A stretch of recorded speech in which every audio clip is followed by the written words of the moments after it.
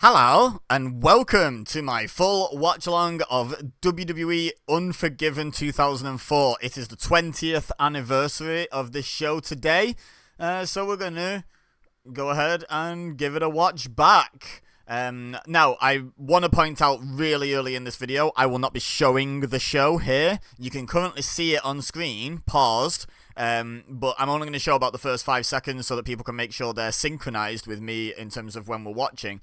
But you will need your own version of the WWE Network or Peacock or whatever your international version of that is, to be able to watch along. So, and that, by the way, that's because copyright law is a thing. You may have heard of it. People used to complain so much before I put these disclaimers in. Like, it was wild. And it's like, it's the law, my dude. Anyway, yeah, so what we're going to do is we're going to watch this together. So you need to open up your version of the WWE Network, get onto Unforgiven 2004, and pause it where I am now, which is at 0000 before anything has happened. Not even a frame has passed. And then what I'm going to do is count down 3, 2, 1, and then you'll hopefully hear a click in the microphone of me pressing my button to press play. But also I'm going to leave, like I say, the first 5 seconds or so on, just so you can make sure you're as in sync with me as you desire to be for the purposes of this watch along. So pause this video, go set yourself up, and then come back and unpause. And through the magic of the fact that people can pause me, I'm going to assume everyone's done that now. So the next thing you'll hear will be my countdown. I'm going to do 3, 2, 1, then a click. And then you should click play at the same time. You ready? 3, 2, 1. Okay, hopefully that was loud enough, but just in case it wasn't, let's have 5 seconds or so. There we go, and fade out. And fade out. Oh, heck. Oh, heck. I've done another watch along today. That guy who we don't love to talk about in the wrestling community anymore, has been on both. I don't know if he's actually on the card, though. He's definitely in the video package already, though. That spit was vulgar. There was so much spit right in the face. Like, I assume it was a spit of something. There's no way all of that was actual saliva, right?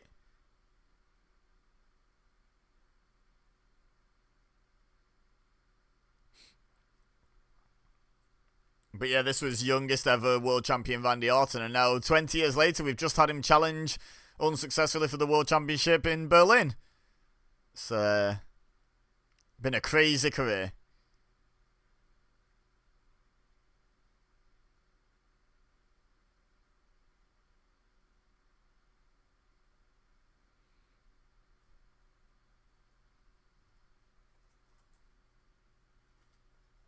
I was just about to say, don't you dare call me my name is a weird stance to take.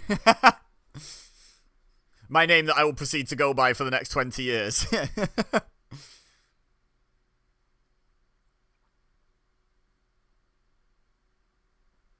So, I don't remember much about this show, if I'm honest. I'm unfortunately assuming Triple H wins, because I know Randy Orton's run was cut very short by Triple H. But I don't know how short, so maybe it wasn't here. I don't know.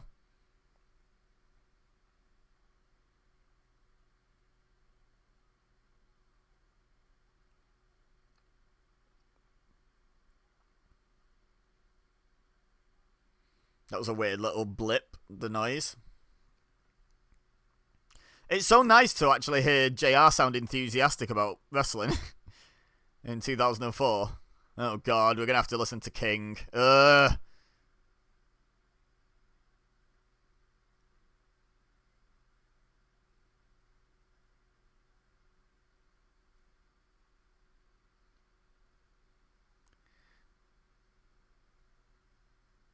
was about to say, I don't know if it's modern day Jerry Lawler ruining old Jerry Lawler for me, but no, because modern day JR I'm not a fan of either.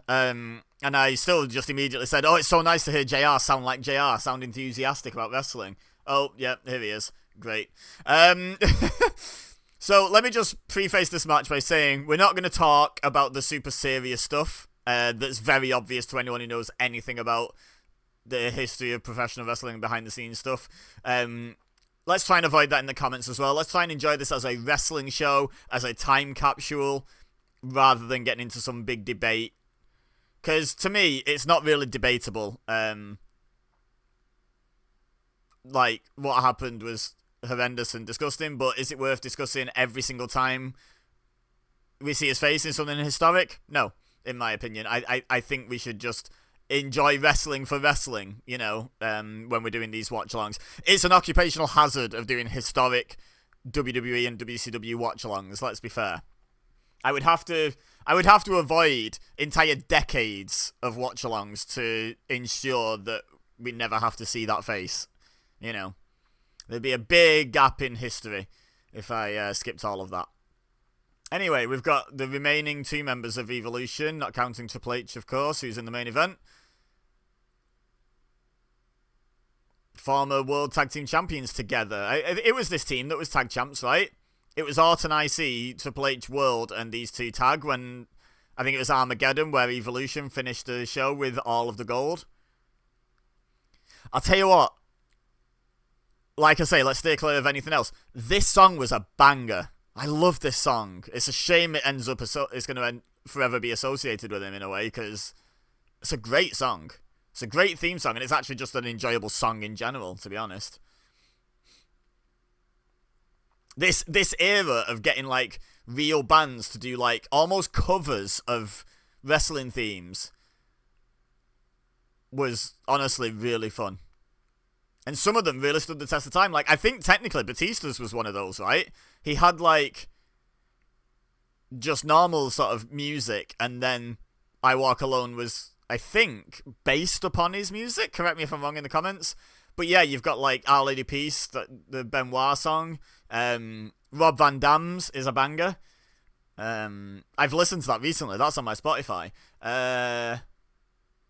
Trying to think of, like, other examples. Kane's is a classic, isn't it? Slow Chemical. Blackpool Combat Club.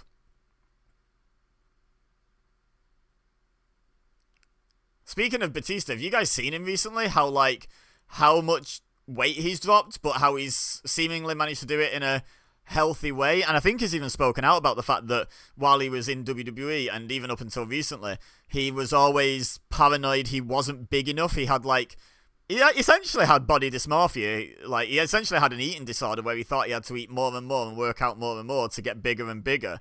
So the fact that he's managed to overcome that, like, things like eating disorders and body dysmorphia don't only come in one shape and size. You know, it's not only I think there's this.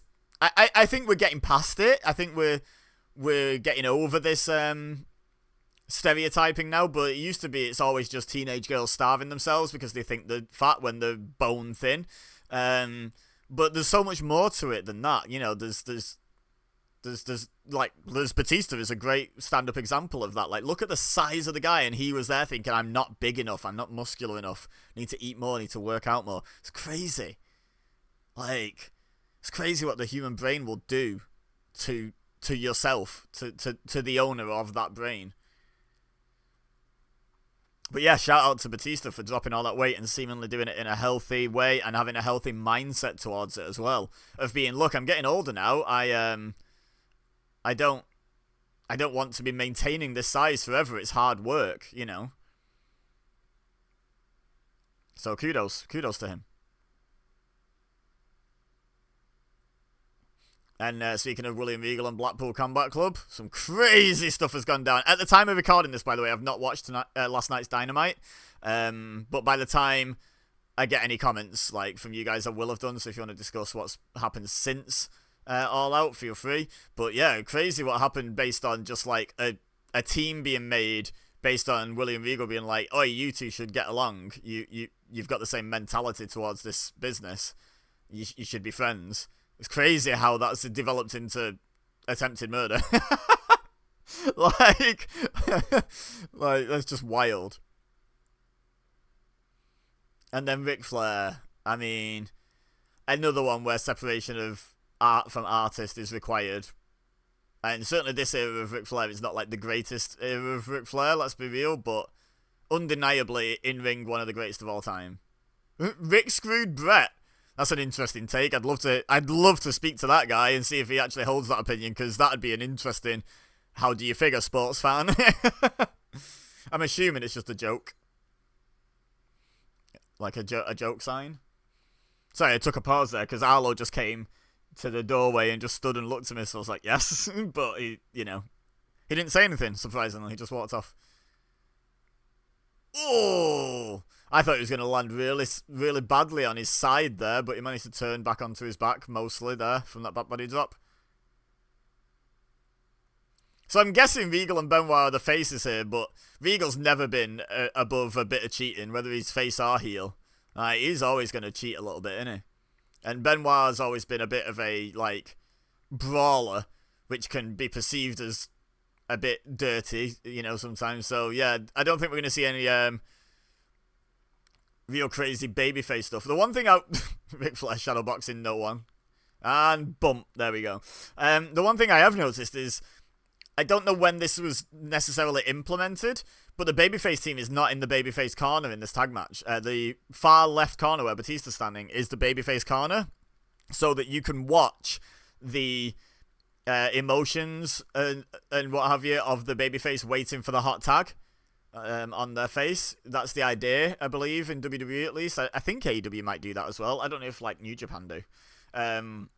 They do they format their matches so differently though, so and likewise, I don't know if TNA do it, but yeah, that's that's an interesting little tidbit for those who don't know it. And I think if you don't know it, you don't notice it. I only started noticing it when I read somewhere that they do that. I was like, oh yeah, so they do it all the time, but not in this match. So I don't know if that means it was implemented within the last 20 years, or if that just means this was an exception for some reason. Maybe because Benoit and Regal aren't exactly typical baby faces here, are they?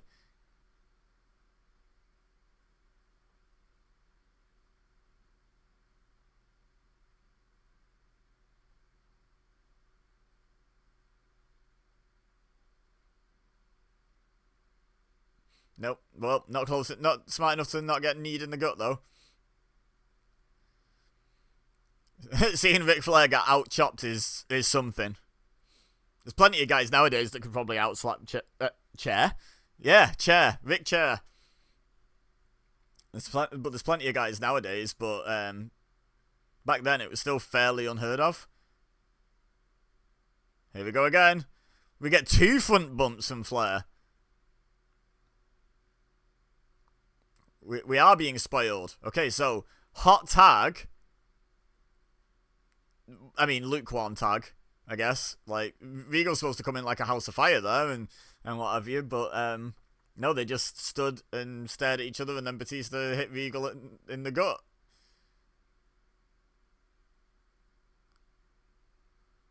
Prayer. Okay, that was a good line.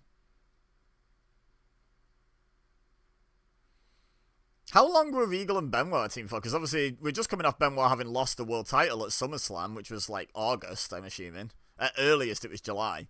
Like late July. So I'd assume it was the last show.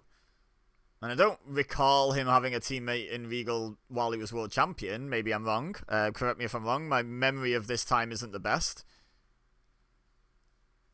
But I'm guessing it's a relatively new pairing.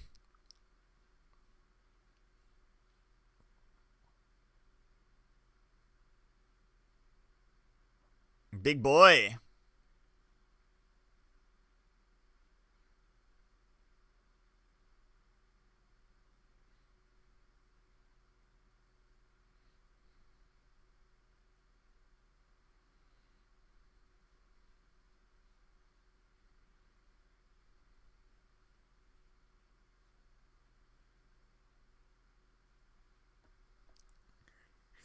It surprises me how far back the tag rope goes. I consider that a fairly recent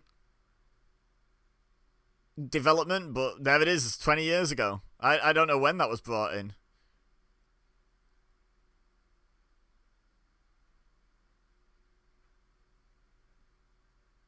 Do you?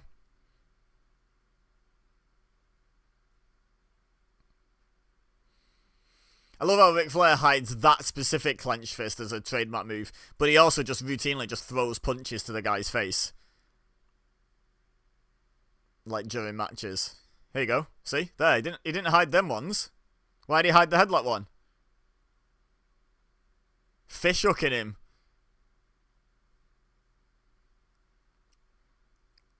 Flair versus Regal in a one-on-one match of like who can out-dirty the other would be great fun. You know, like heel versus heel.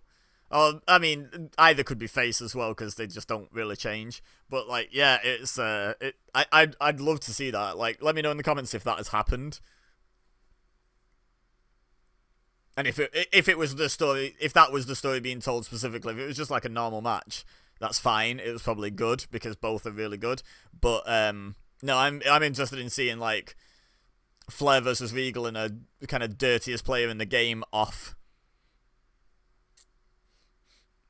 Eye poke for eye poke, you know, little hidden digs in the face, low blows and stuff, just all over the place. I think it'd be great fun.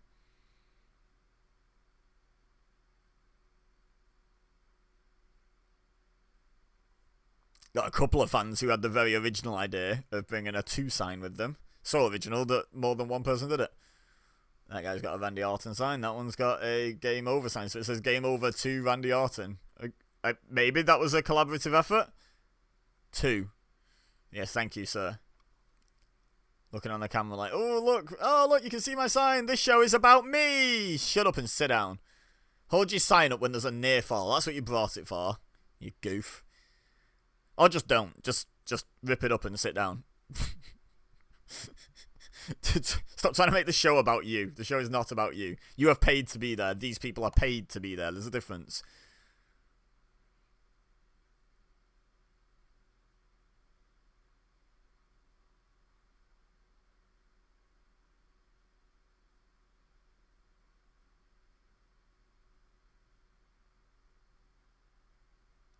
He's always thinking about.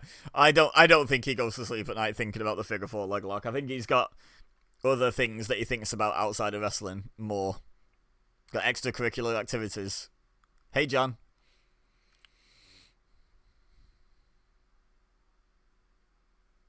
There's not someone called John in my house, by the way. There was a sign on the left-hand side of the screen that said, hey, John. Just in case anyone missed that. It's like, why did EBEZA just say, hey, John? Yeah, I don't have a housemate called John or anything. There's a 2. Take your time, Benoit. Why'd you let Regal be in the hold for that long before you broke it?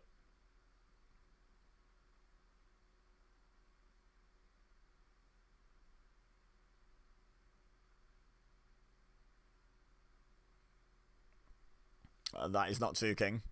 That is not true. That is well within the rules of a tag team match. Good, sir. If I know that, you should. Yes, JR, tell him. Get him told.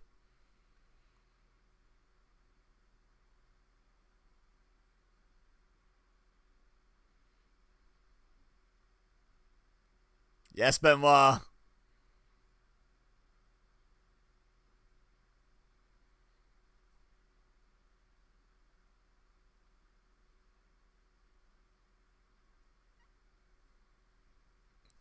That is true. However, there's also, I mean, there is a behind-the-scenes rule, or there used to be for a long time, about each person can only break up at 1 pin or submission in a tag team match, but it was never like an official formalized on TV rule. It was more a, this is how you have to format your matches rule.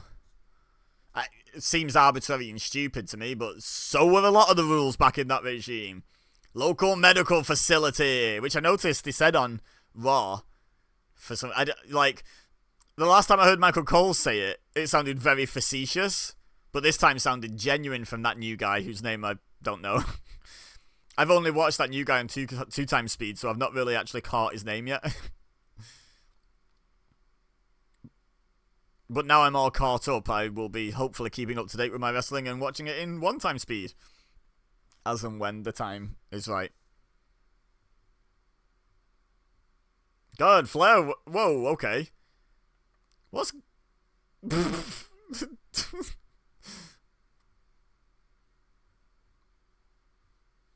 I mean, Flair was making that look a bit real for a minute there, but that's the talent he has, I guess.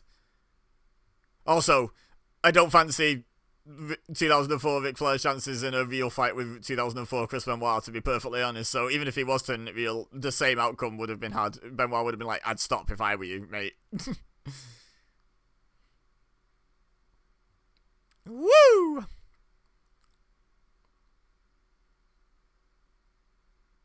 Watch it, man. I mean, it's September for starters. Actually, isn't Oktoberfest mostly in September?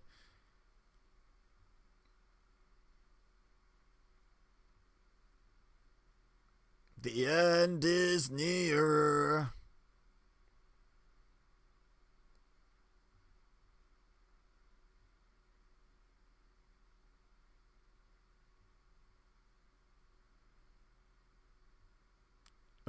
Oh. It's going sharpshooter. I forgot Ben White started using the sharpshooter for a bit.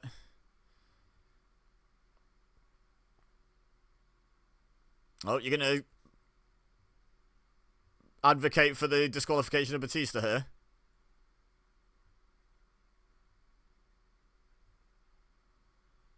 Have you ever seen a man pick someone up and slam them to the ground? Yes. Many times, in fact. In fact, that's a lot of the basis of the show that you are a part of, King. Regal's bleeding out the mouth, by the way. I don't know what was snug with Regal, but some caught him good. Oh, bar Felicia.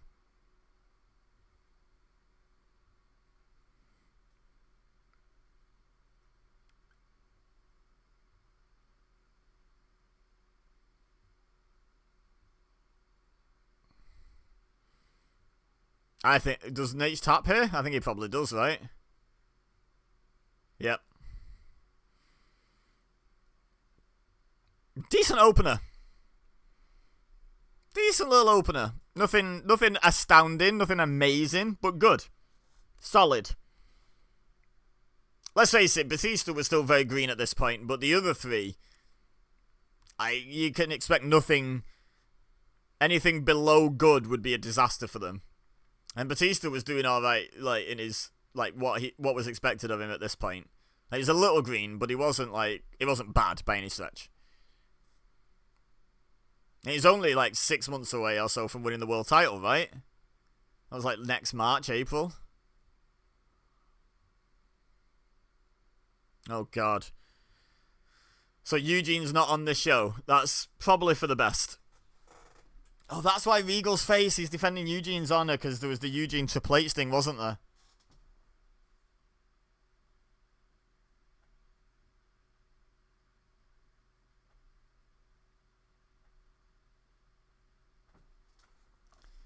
Sorry for not talking much, I was just enjoying the music.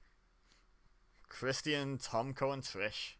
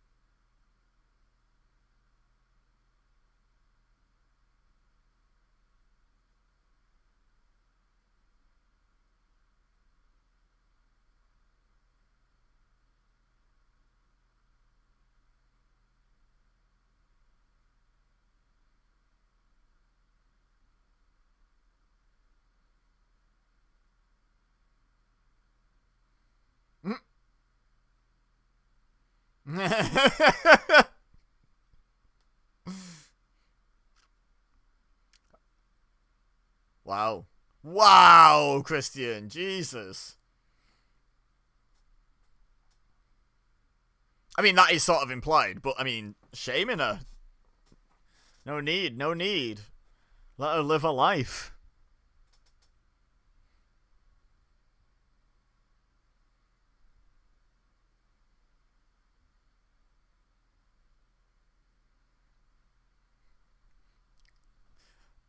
I. Oh, okay. Was it a cool opening attire? Yeah. I prefer when she used tattoo. Other things she said, other things she said. Blah, blah, blah, blah, blah, blah, blah, blah. Yep. I love Victoria's dancing. She had a dancing gimmick. They gave Victoria a dancing gimmick. Oh. Why don't they just let people play to their strengths and let Victoria just be a wrestler?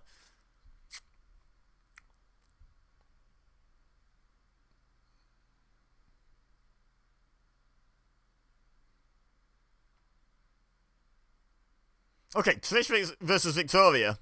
Seems pretty good on paper. I'm looking forward to this. Considering we're pre what 2014 or so, anytime pre 2014 where a match seems appealing on paper in the women's division, that's a win. That's a win automatically because some of the stuff they put on was trash. was trash.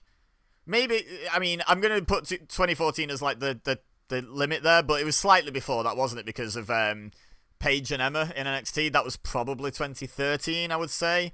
And AJ was doing some decent stuff on the main roster, but didn't have a lot of great opposition to go up against, to be fair. Like, she tried, but she didn't have a lot of great opponents. So yeah, just anything pre-2014, if the lineup seems like it might be a good match on paper, I'm calling that a win.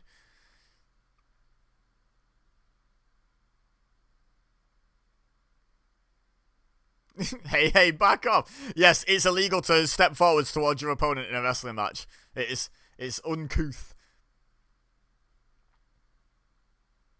I like Trish's attire. Purple bias for the win.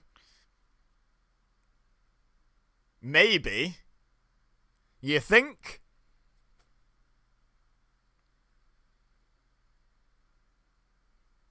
If you will. I in fact will.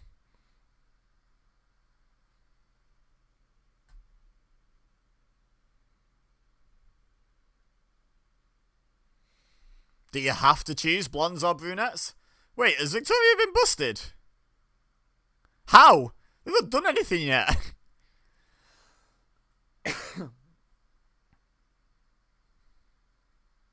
Listen, if she is, she is, and that's her choice. You wouldn't accuse a man of being such a thing if he slept around a lot. Let people do what people do. People are so concerned. Alright, stop. Just, it's a few times that word's been brought up now like it's a derogatory term, and it's just like, just let people do what they do. But it's a different time, I know, yada yada yada yada yada. Just, my takeaway from this is, shut up, King.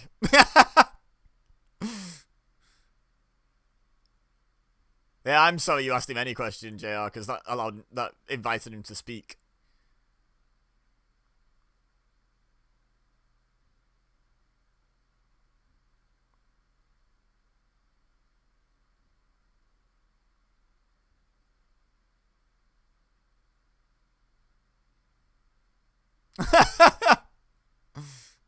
Oh, what a good girl.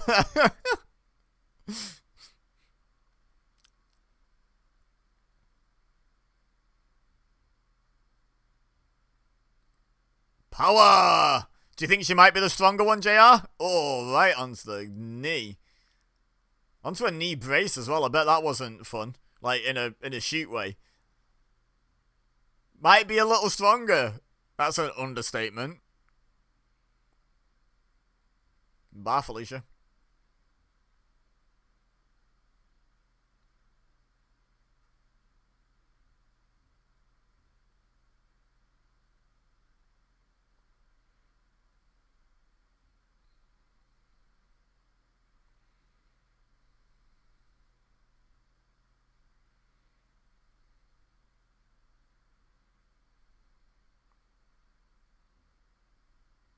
She's literally being paid to fight this woman, King. I know it's his job to sympathize with with the heels all the time. Oh, God, it's annoying when he doesn't make any sense with it. It's unforgiving. Get it?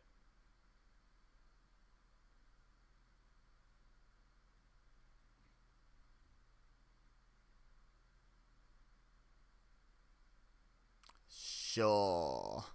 Sure thing.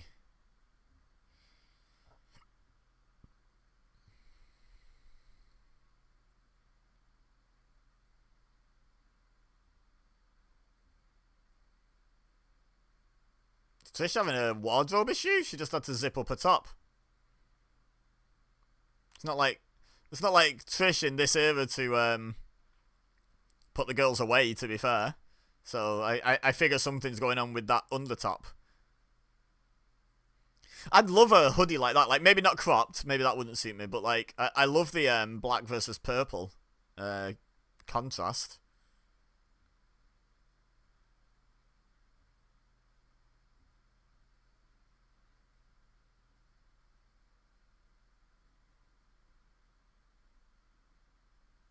Maybe that'll open the door for you.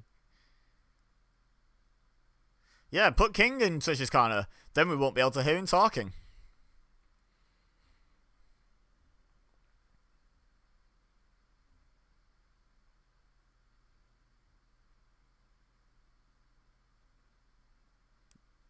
Why are we zooming in on Tyson Tomko's face while there's, like, a submission going on in the ring?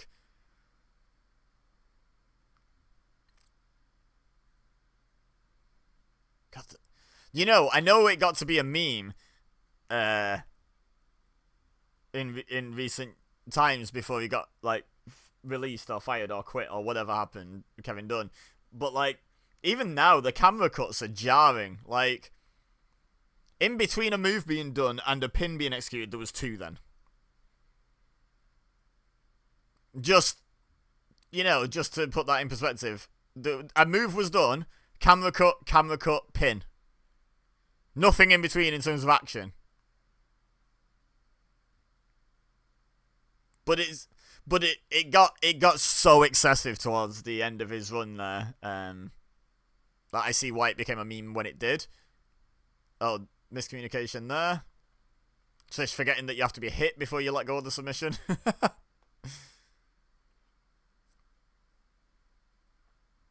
People's elbow? No? Okay.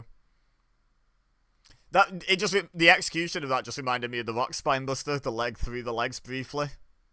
Was kind of a the Rock thing. So I was sort of expecting a people's elbow.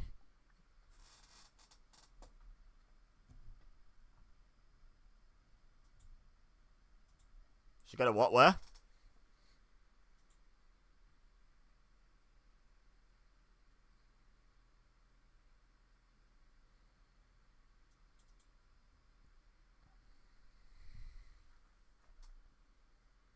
We want what? Actually, I'm not even going to ask. They're probably saying puppies or something.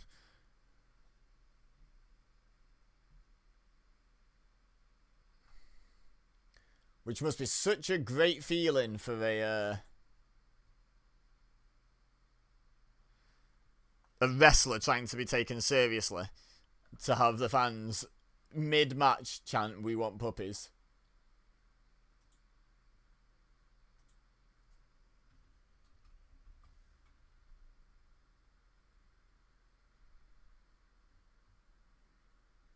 Ooh, yep. Oh, there's a third person with a 2 sign.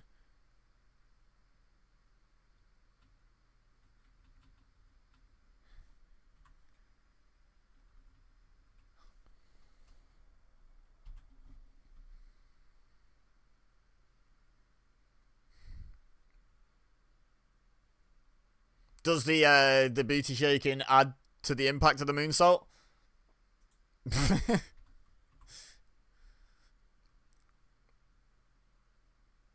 Yeah, the maid fish is pretty fun.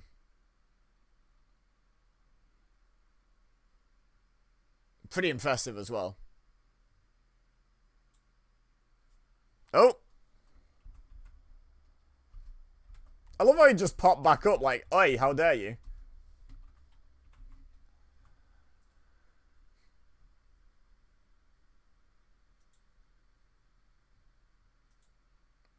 Oh, and she distracted herself. Like, Tomko didn't even really do that, did he? Or did he do something? I glanced away from the screen, to be fair. Did he do something that warranted her doing that?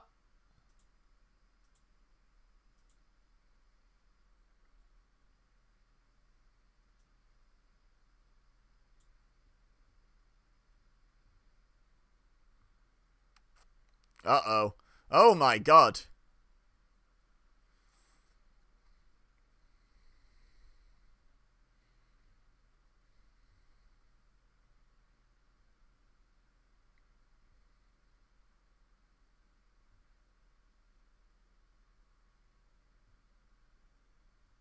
Who is that? Like, for starters, I'm pretty sure that ain't no woman.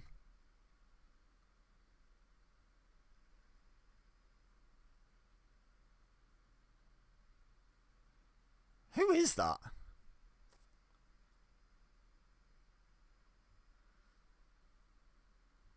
Wait, Edge was stripped of a title and Christian gets into a ladder match to crown the new champion.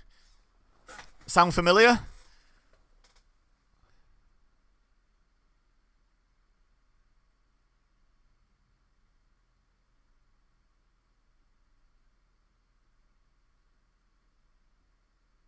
Thing. Wow, rude. That's not very 2024 of you to be using pronouns like that, pal.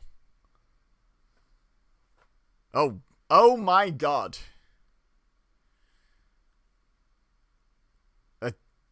No, you don't.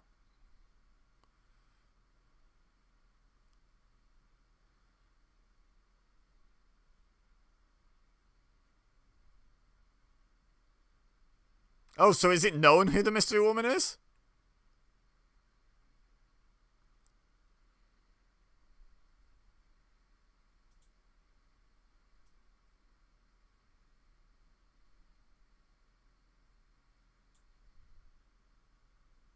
Is it Stevie?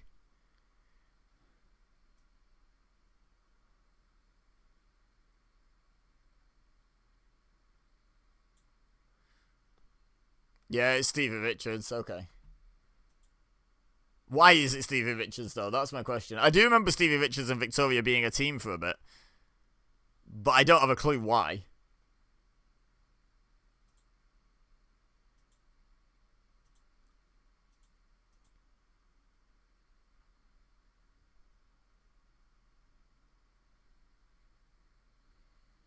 If this actually turned out to be a woman, Tom Cole, you'd be in a lot of trouble. Did he just tap? I'm pretty sure he just tapped.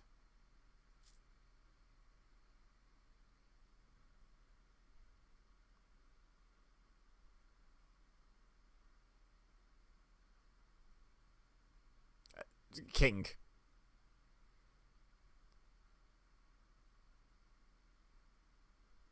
What on earth was this storyline about?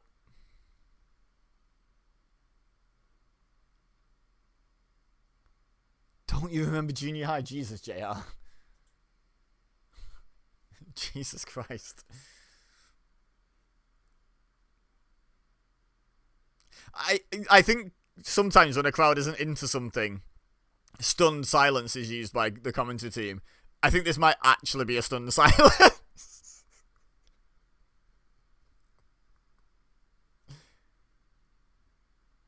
Has there? Oh, right, okay, so this is after the team that I remember. Put it on! Put it on, Tyson! Go on, put it on! Put it on, Tyson, put it on! And it was going to punch him with the wig. Obviously, extra impact by covering your fist with some hair.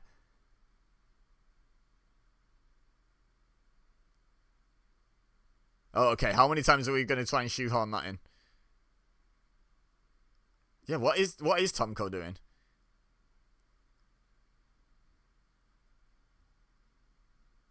Just rubbing his face? This has already gone on minutes longer than it needed to.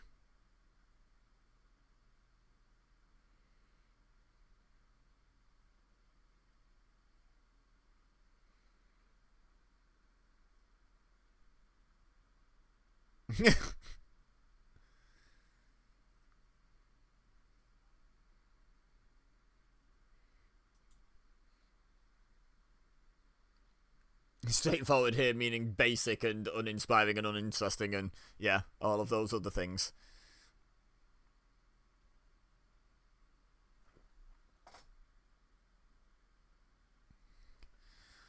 Oh my life, how long is this going to go on for?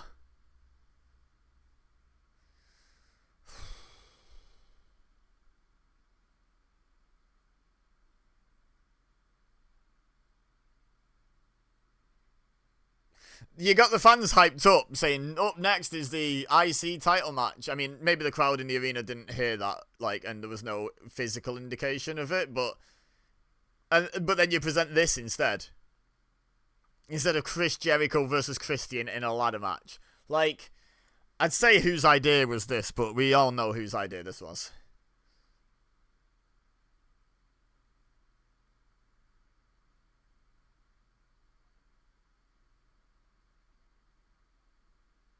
What? What? You couldn't even see the socks. Ugh. When will it end? When will this end? That's a song, right? It is now. Should be Tyson Tomko's theme music, judging by this.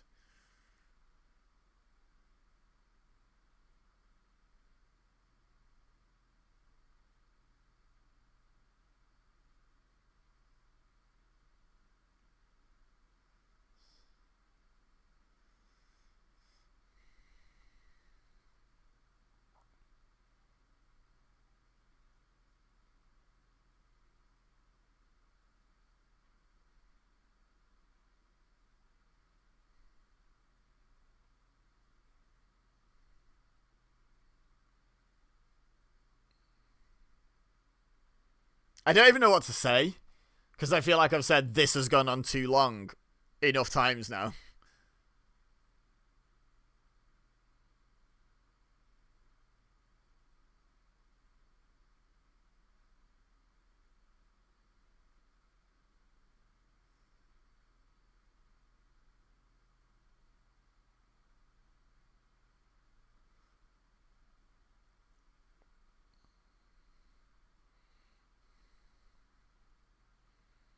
Got a big old handful there.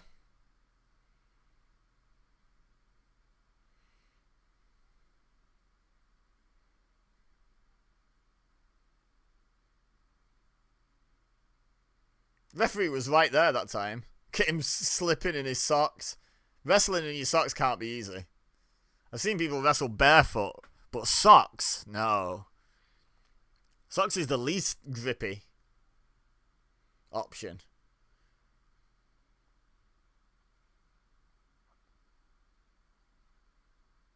My bra! Oof. Right, is this it? Are we quite finished now?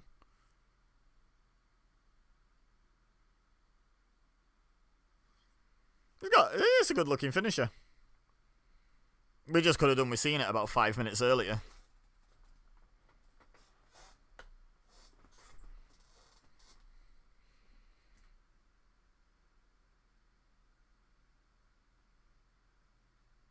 Oh, I know what to say about it, but I've said it about 10 times. Let's just move on, shall we?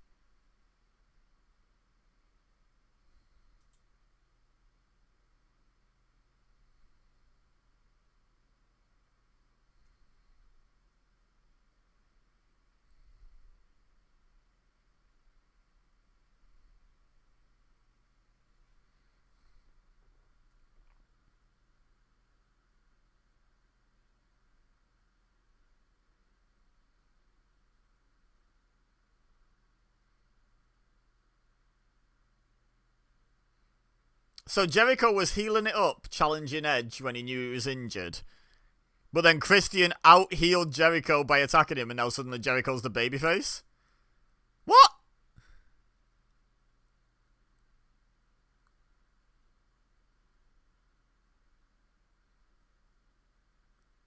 Oh yeah, the mandatory 30-day title defense rule. Yeah, that's still definitely a thing.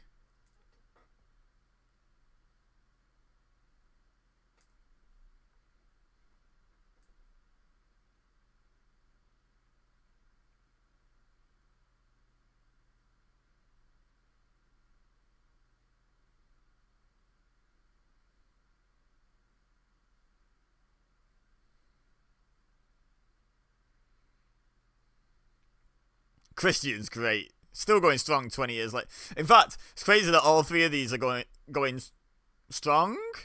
Okay, two of them are going strong. Well, one of them's out injured. One of them is going strong in AEW. One of them is sure going. Yeah, that one. And one of them is out injured, but was going strong until the injury.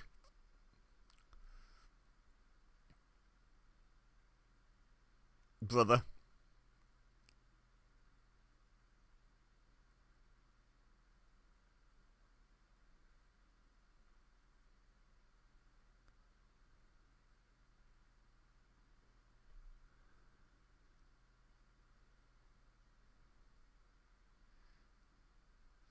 Didn't they already point up at the rafters like there was going to be a belt up there? Or was that hinting at a cage? So yeah, I guess Jericho's the face now, despite having just blatantly been a heel.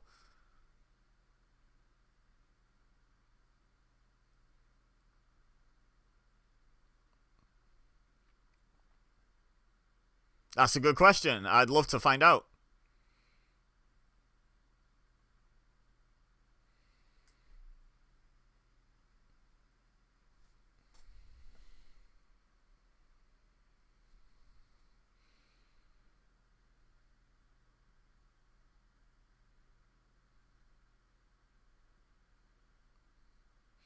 I like the Trons and the layout, except the names are getting cut off by where they're positioned, and also a lot like the middle of the Trons are missing on the top two. Like you see where it says Rish Jericho.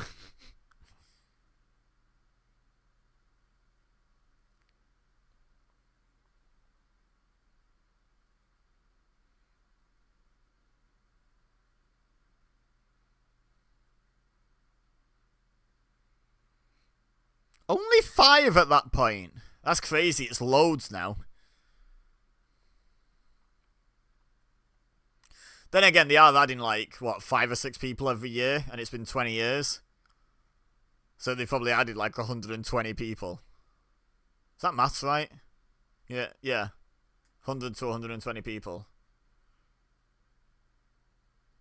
So yeah, it's to be expected there's a few Intercontinental Champions, and amongst those 100 plus people, innit?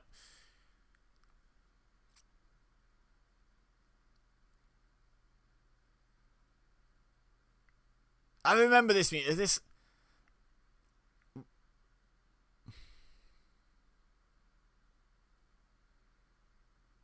Why did they switch from Christian to this before going to Waterproof Blonde?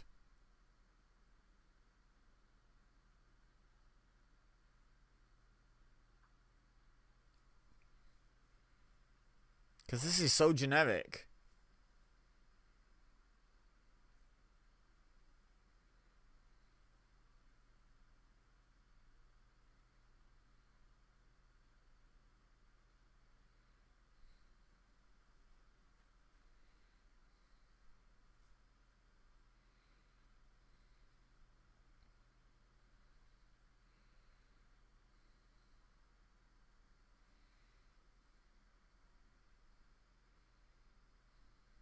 I couldn't read that sign. Smoke something something.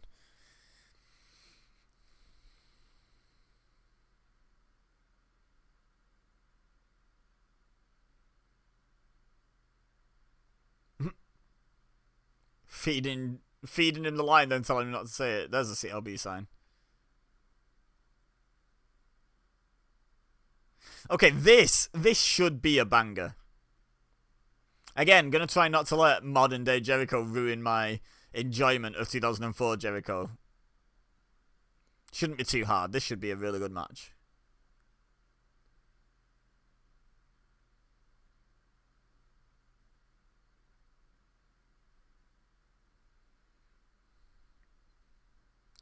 I think trying to argue that Chris Jericho doesn't look charismatic is not the stance you want to take there, Jerry.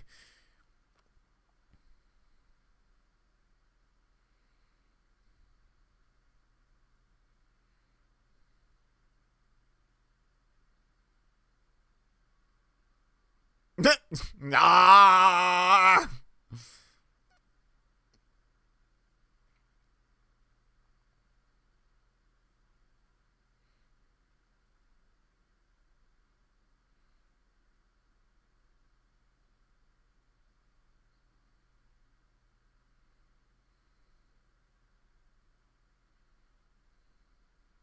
Does it?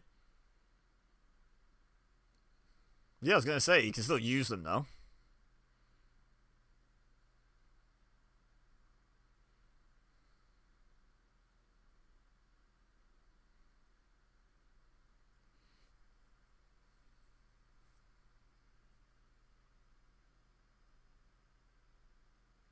I don't know what that sign says, but I know that it says Christine, not Christian. Maybe that's on purpose, calling him a stain, or maybe that's just someone you can't spell. I don't know. But yeah, it definitely says Christine.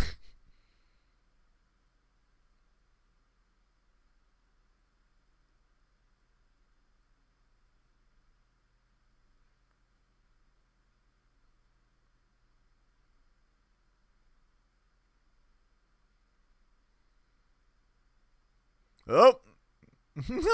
Bye.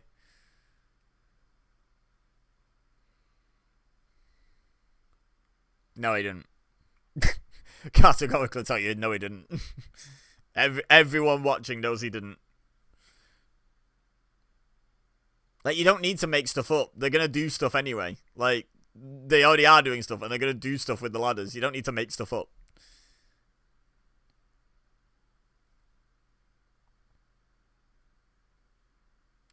Oh, it bounced off the post. That could have hit the crowd. Jesus, that was not a good idea. That wasn't smart, Jericho. I am a peep. Alright, good for you.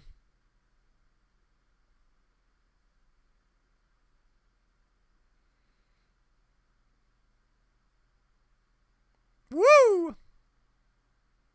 Yeah, not even close to hitting one of the ladders.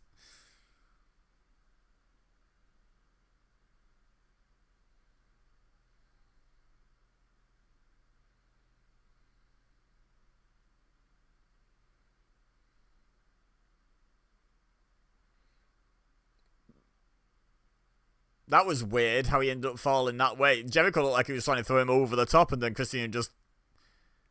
I don't know. That... Weird. Anyway. Fans are into it. When Jericho fires up, everyone's getting into it. Big time. Hey, there's the next referee in the crowd. Referee's on the outside, referee in the ring, referee in the crowd. Second attempt at throwing a ladder at the front row.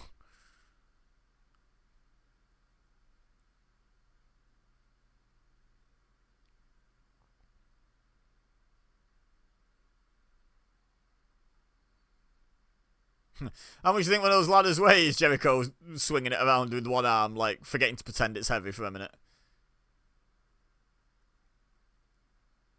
Oof.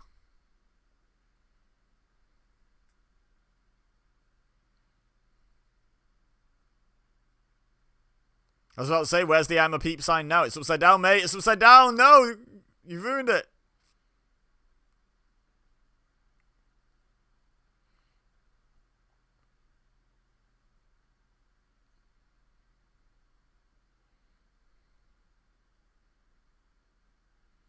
That woman just like, hello! Two men are fighting on the stairs in front of me, but I'm just going to wave at them. Hello!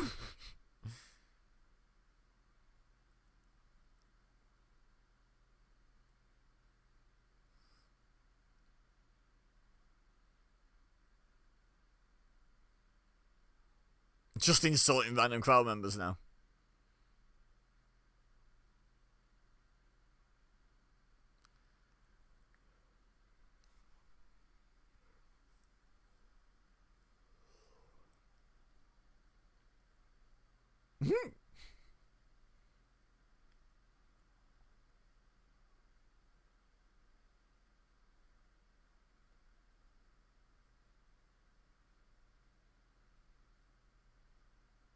Nope.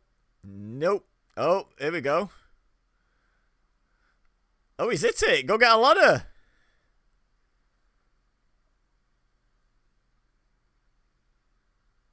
That's it. Go get a ladder. What are you doing?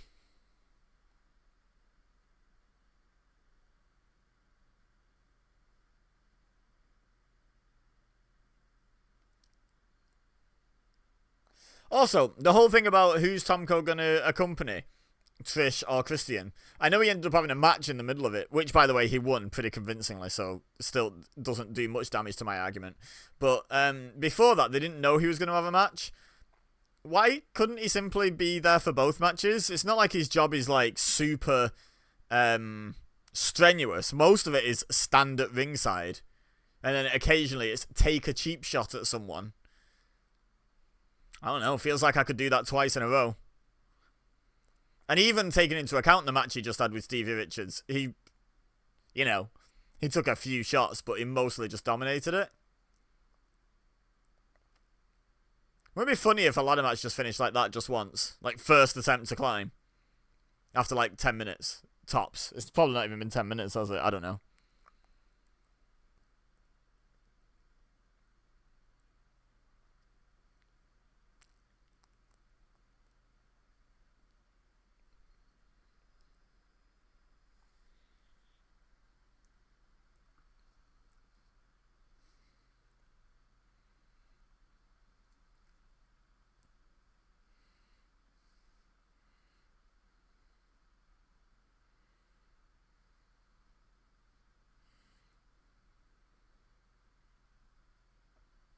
I think I know what he's got in mind, guys. I don't think it's hard to figure out.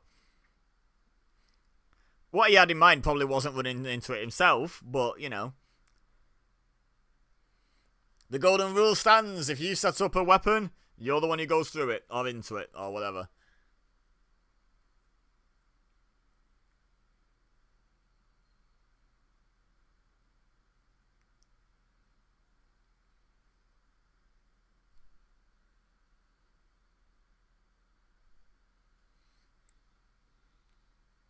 Why did he sound surprised by that, like Jericho isn't the babyface here?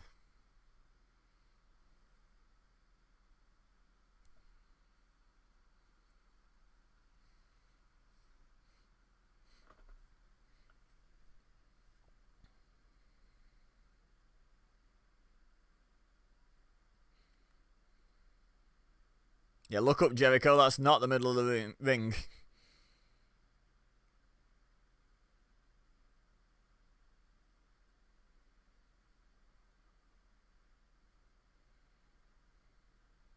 That's probably why. But it's a pet peeve of mine in ladder matches where wrestlers, like, clearly set the ladder up nowhere near the middle of the ring without any immediate plan to climb up it and jump off it or, you know, something like that. It's like, oh yeah, I'm obviously going to try and win the match with this ladder. It's like, no. No one believes that. Like, it's okay when they set it up in, like, say, the corner, then climb it and jump off it. That's fine. But when they climb it and they, like, act like they're trying to position it, but really it's nowhere near being under the thing, and it's like, you must have spatial awareness. You're a pro wrestler. You must know you're not under the title right now.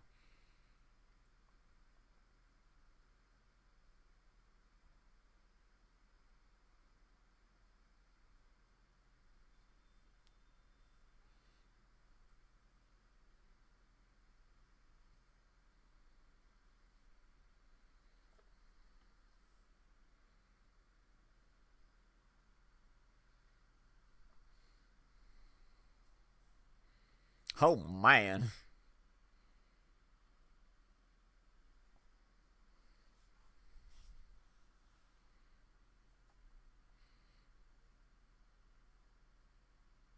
Oh, here we go.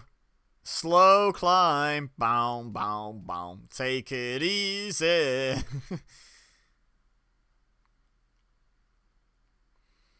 He had all that energy to do a catapult, and now has no energy to climb a ladder. It's crazy.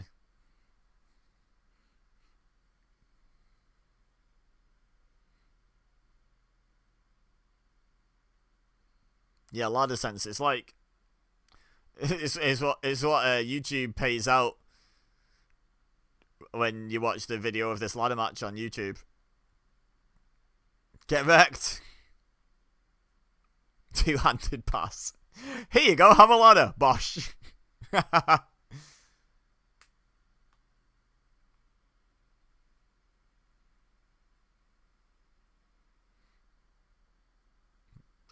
Wrecked.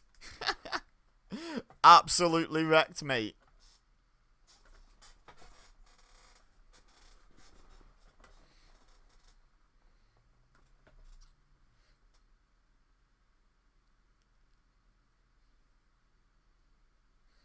Dunno, Jeff. Oh my god, yeah, this is... Oh! Right on the legs.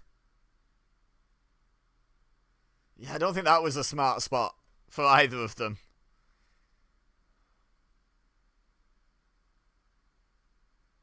Yeah, but it hit the legs.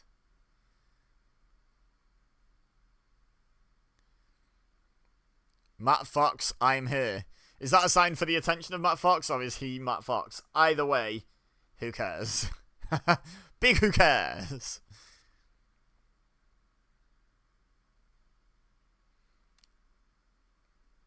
Thumb to the eye.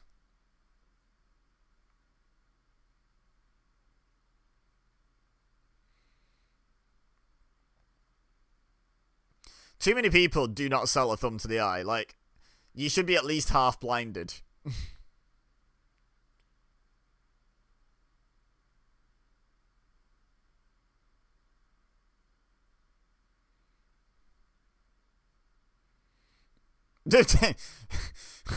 Does look quite precarious, doesn't it, that?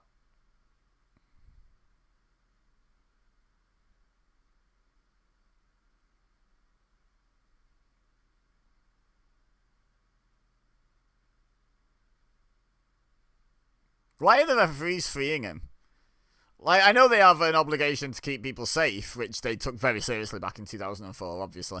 But, like... Are they allowed to get people out of submission holds? Because it looks unsafe, it looks like they're getting hurt. Are they allowed to break up a pin because they might be hurt? Like, where's the line there? Because, like, Christian deliberately set Jericho up where he set him up and then the referees just got him free. It's like, hang on. I have to incapacitate him so I can climb this ladder and get that belt. And you're just recapacitating him. Like, what? And yes, recapacitate is definitely a word. Definitely. Don't look it up. It's definitely a word.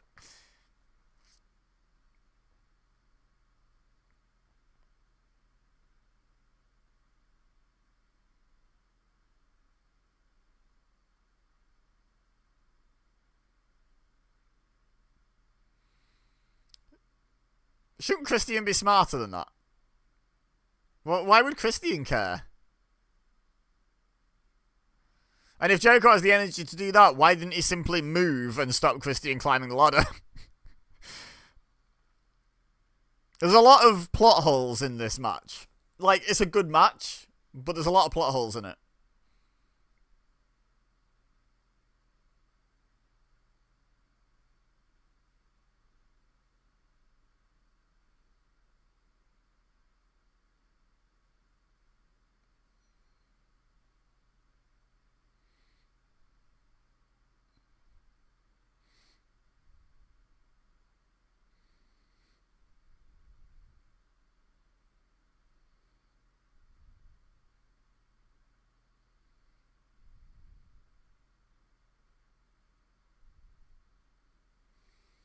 Do you want to help a bit more, Christian?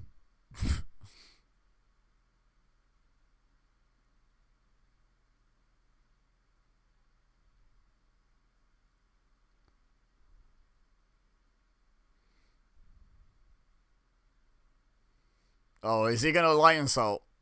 Oh, yeah, he is. I mean, that would have hurt you anyway. Just would have hurt Christian as well. What a silly boy. What a silly, silly man.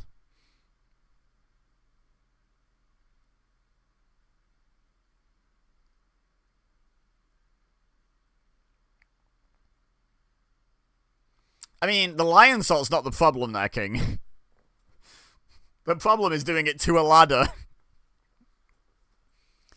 That's where the plan fell apart. Right between the eyes.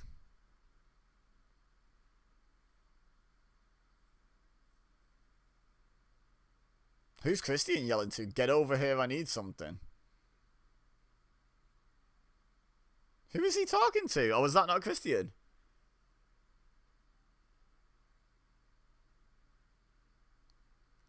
Don't know, I heard a voice that I thought was Christian say, get over here, I need, and then something, and I couldn't hear, like, what the something was. I couldn't make out what it was. But I don't think it was Christian in the end. Maybe it was someone in the crowd that's near to one of the microphones being like, get over here, I need a hot dog, to, like, a vendor guy or something, I don't know.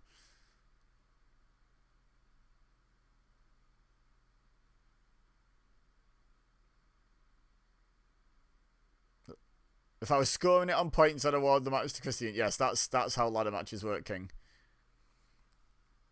I'd find it very interesting if Christian does win this match, that twice in their career, Edge has had to relinquish a title due to injury, and then Christian's won it.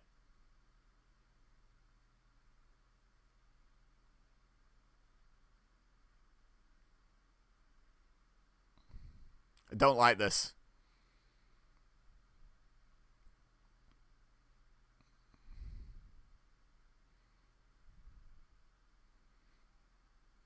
Oh, okay. He took it really well. So it's fine now. It's fine now. But I just don't love that. That's like an anxiety-inducing spot.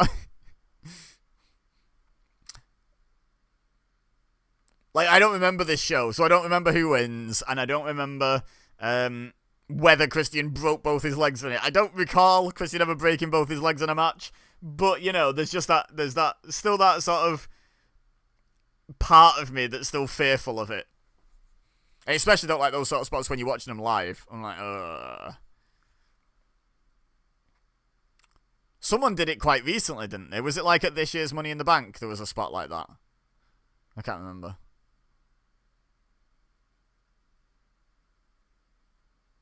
Can Christian bench a ladder plus a Chris Jericho? About to find out, maybe.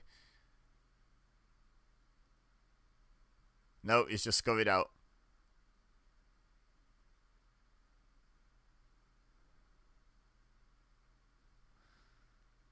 Wow, okay. Okay. I thought he was going to go clean over. I was like, there's no tables or anything set up.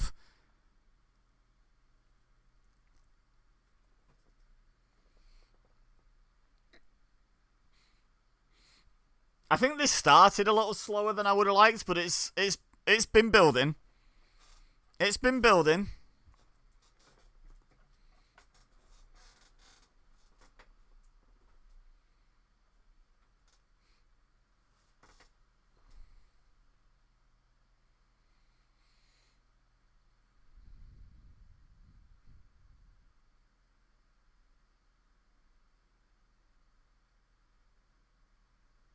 Yeah, that's never going to catch on, Lola.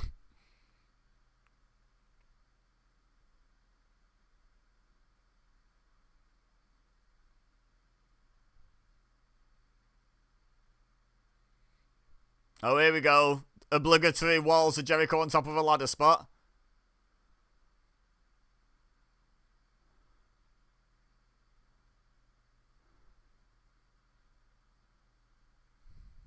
Not as good as the Jericho Benoit one, I'll say that. The Jericho Benoit one was like on top, wasn't it? Don't know, I recall it being a better visual. Is Jericho gonna win?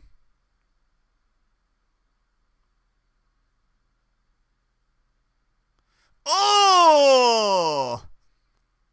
Yeah, he's right. Cue up Nia Jax, my hole! I think it might have been his actual buttock that he hit, but oh, right under like the leg of the ladder.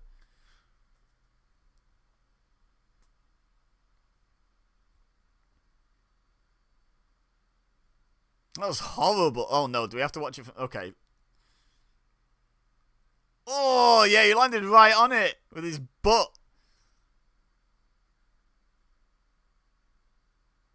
Yeah, lower, very lower back. He's got 2 buttholes now. He's got a second bumhole. The expression "I'm going to tear you a new arsehole" has never been more literal. And I'm just realising that's probably a very British expression. I don't know if Americans use that, or Canadians for that matter.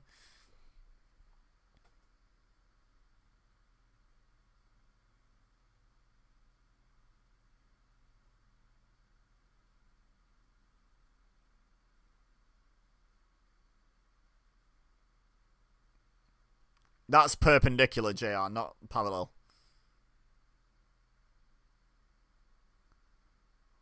Christian's got to wait for Jericho.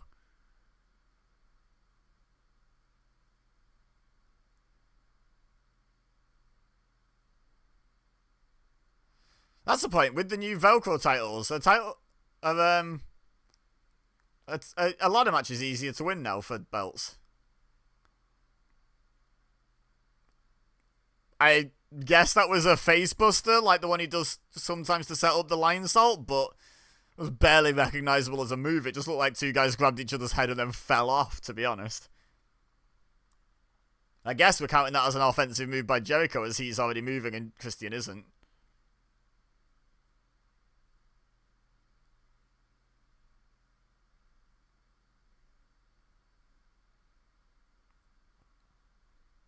I'm going to forgive Jericho for climbing slowly here. Based on the fact that he just got impaled by a ladder, like, not 5 minutes ago. Is he going to win it here? Yep.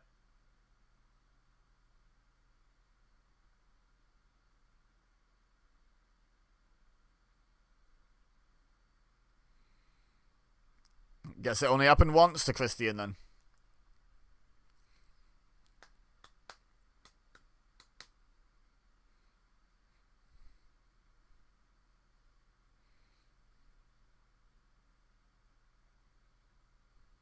Yeah. Ow, my butt, I think is what that facial expression meant.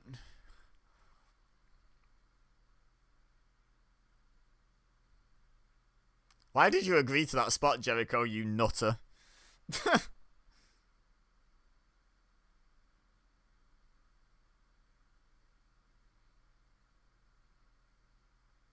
alright, don't worry, you'll win the world title in a ladder match. In like 7 years from now, I think it is.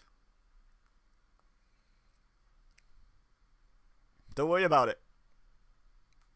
Edge will get injured again. Don't worry, your best friend will get injured again. It's fine.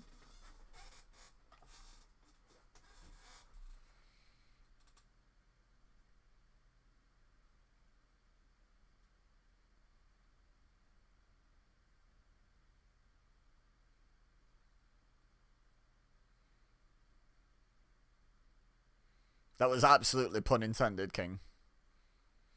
You can't say no pun intended when you intended the pun. Like, that's not what no pun intended means. No pun intended means you say something, realise it was a pun, and go, oh, no pun intended. Kane. No. Kane and Shawn Michaels, okay. Why would you, no. Oh, okay.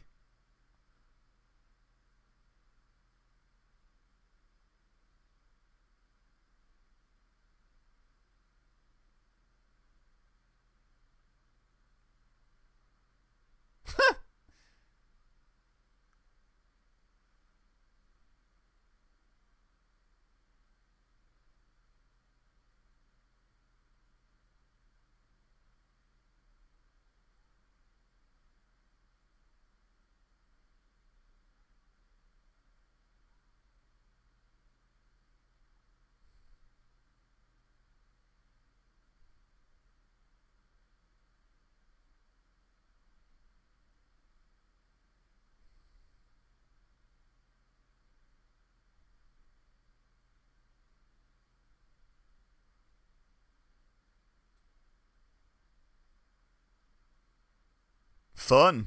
I'm looking forward to that.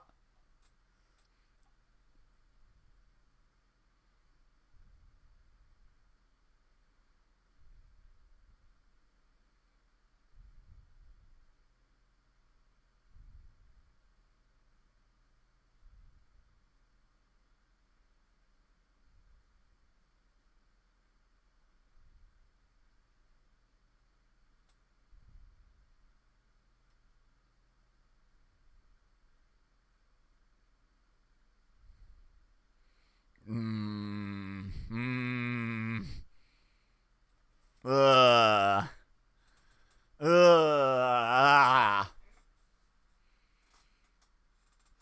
Not a fan, in case you can't tell by those sounds.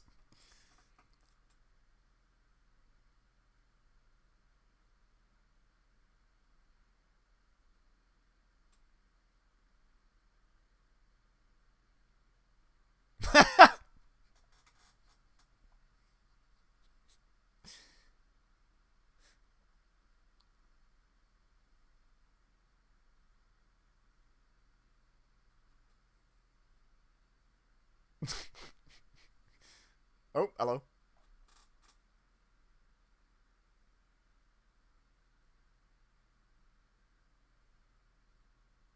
Edge is so tall.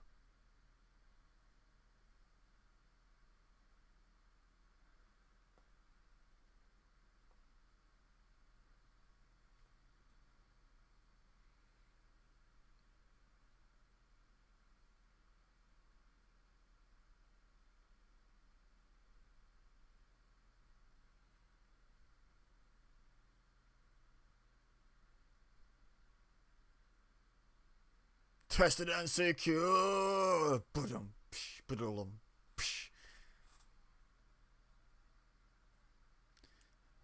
JR damn liberal confirmed, liking rainbows.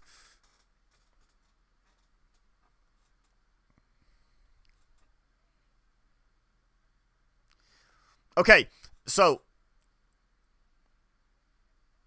Lita's really nursing that tummy. Is she already pregnant in storyline here? Anyway. Oh, okay.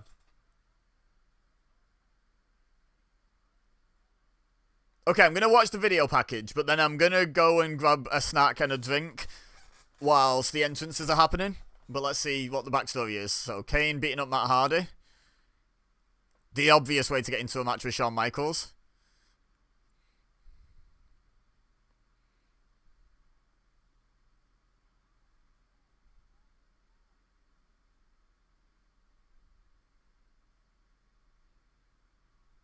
This is horrendous.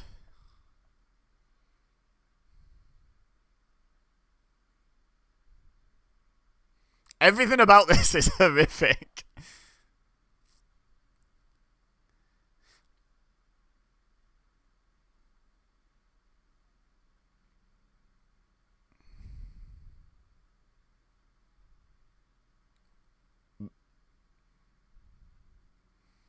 Romance.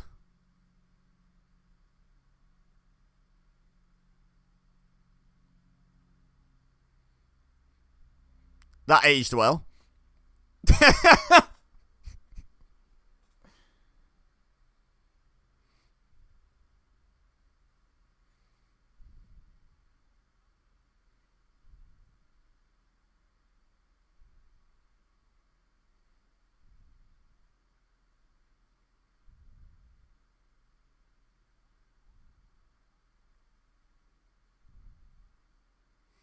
This is a hell of a build to Shawn Michaels and Kane. We haven't seen Shawn Michaels yet.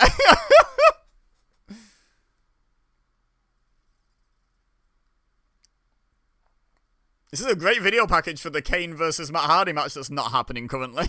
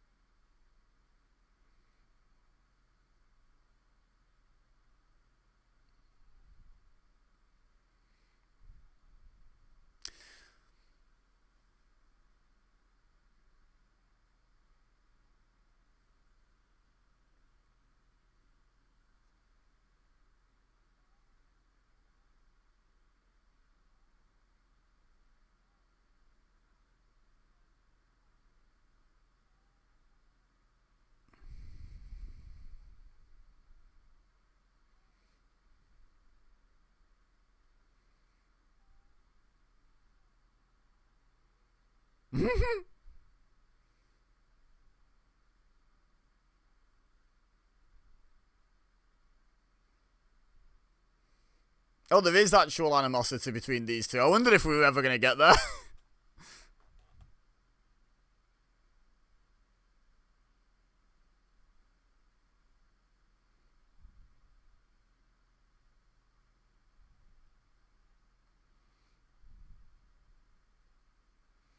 Pretty gruesome. Oh my god, he's gargling blood. Shawn Michaels is nothing if not an excellent seller. Like, let's be honest. And I don't mean it's the basement of someone's house where they keep the wine. Right. I'll leave you in the capable hands of Lillian Garcia and JR and the hands of Jerry the King Lawler. I'm just going to go grab a snack, but I'm not going to pause, so just keep watching.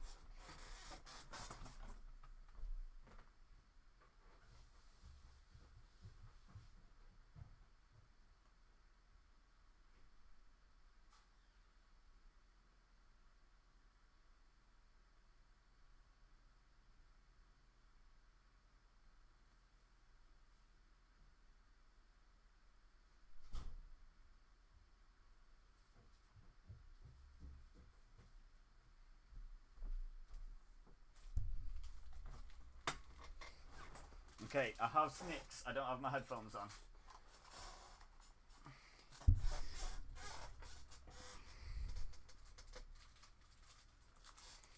So,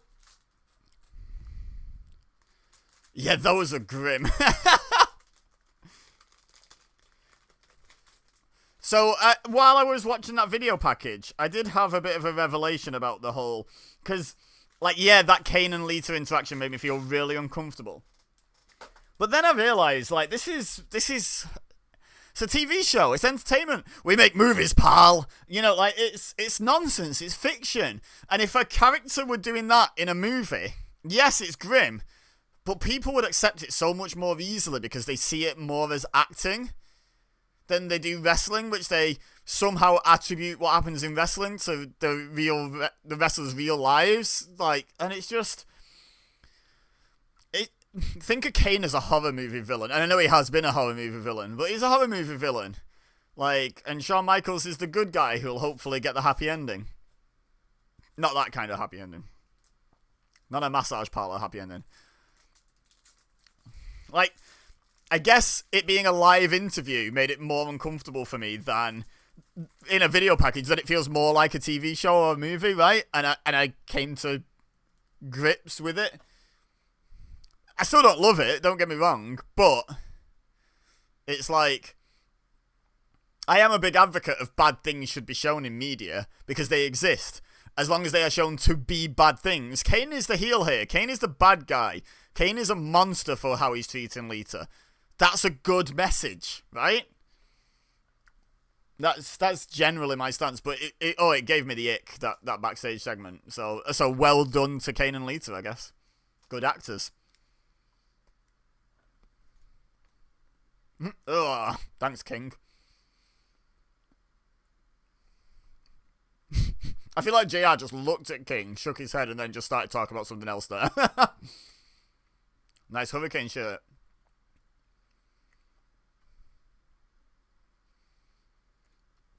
I have like 2 or 3 hurricane shirts, I think.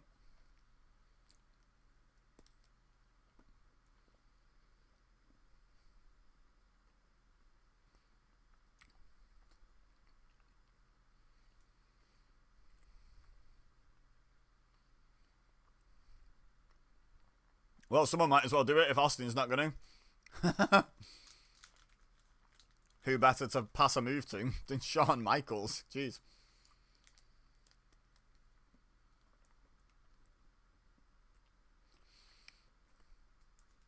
What was that move called before Luthez did it? Oh, when Luthez did it. Because I highly doubt it was called a Luthez press. Just like you don't call it a Kane chokeslam.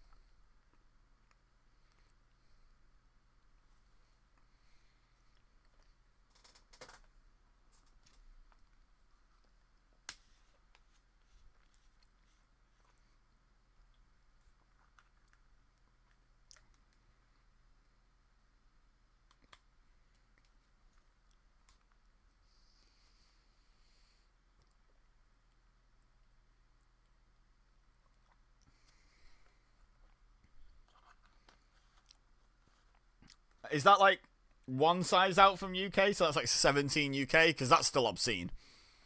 I think American size is like one size bigger for some reason. Like one number bigger for the same size. So like I'm a 10, so in America I'd be an 11. I think that's how it is. But still, a 17 is obscene. How does one buy shoes? You can't just go into Sports Direct and buy size 17 trainers for 20 quid. Like, when you're built like someone like Kane, you don't really have a lot of choice but to do well and become rich.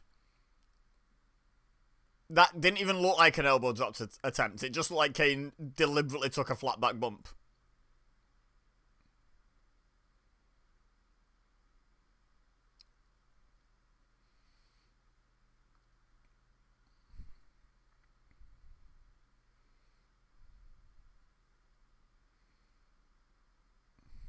Shawn Michaels must be like, what have I gotten myself into? I do not remember the whole Matt Hardy, Kane, going into Edge and Lita thing involving Shawn Michaels. I did not remember this at all. This is wild that Shawn Michaels was involved in that at some point. Yeah, I thought you wanted an offspring, Kane. Probably putting him in harm's way constantly isn't going to help you with your offspring situation.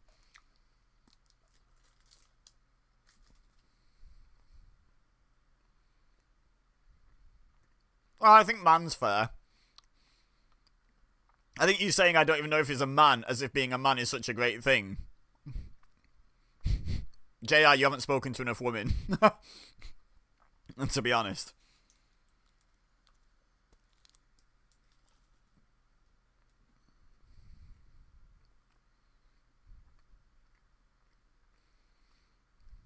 Does that mean Lita has to pay for the monitors that Kane just broke? Oh, no. That didn't look like it went well.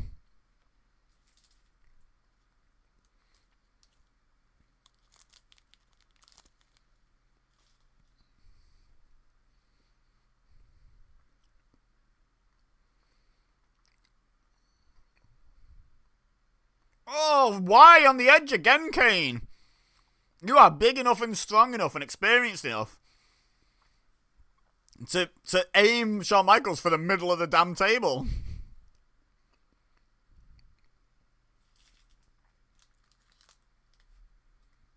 I mean, she literally wrote Shawn Michaels' name on the contract. What do you mean? How do you figure that? Like, well, I'm not going to side with King very often here, JR.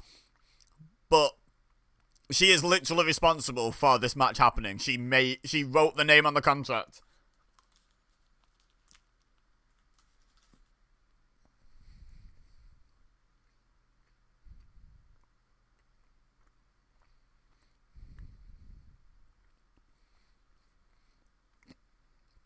I do love the idea of someone's manager exclusively like cheering against their own client. That's pretty fun.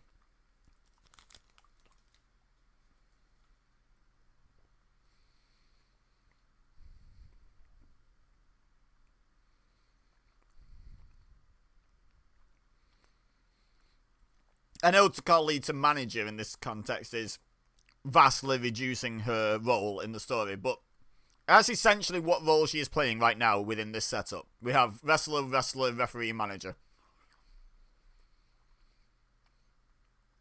Now, just because the manager also happens to be the kayfabe wife and mother of child of one of the wrestlers that she's managing, doesn't stop her being a manager slash valet. Which I'm not sure if there's actually any difference between a valet and a manager, except valets are female. Which I think is why we've done away with the term valet, but just to be sure, I thought I'd include it as an option.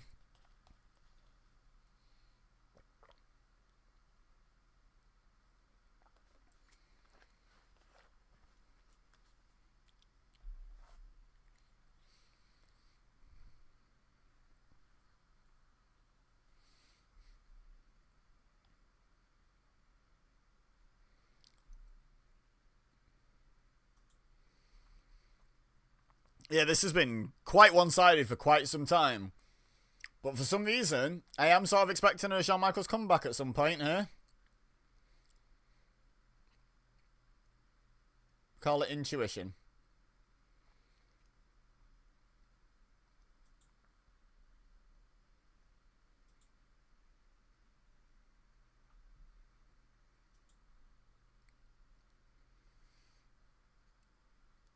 Nope. None of that.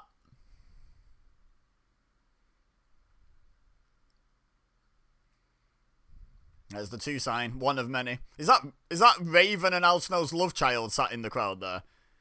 Right between Kane and the referee's heads there. Wait, now. I did not know Raven and Al Snow had a child together. But apparently so. Look at him. And he's older than both of them. Maybe it's Raven and Al Snow's dad and they each got half his genes. That's it. I didn't know they were brothers. It's canon now, though.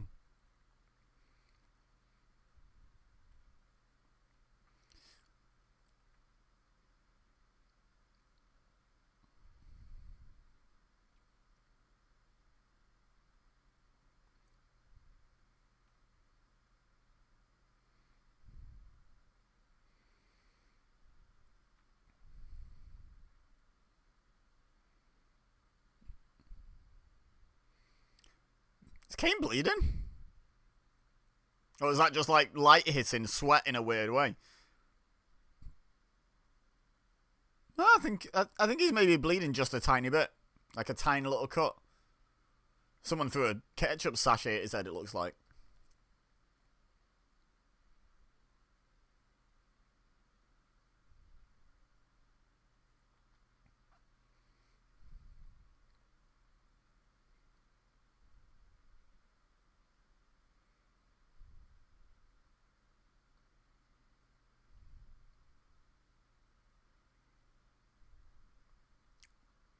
Why? What's wrong with her being in front of her husband?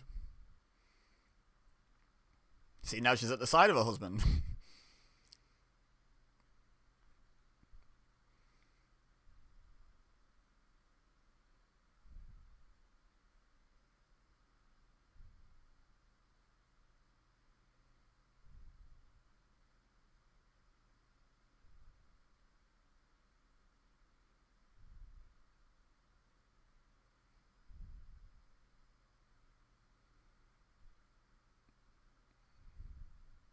Here we go. Come on. Let's have the comeback.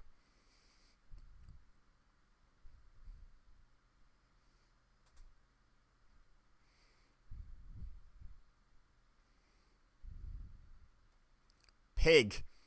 Alright. That's a sign, I guess. P-I space G-G and then just a pig snout on a pink sign.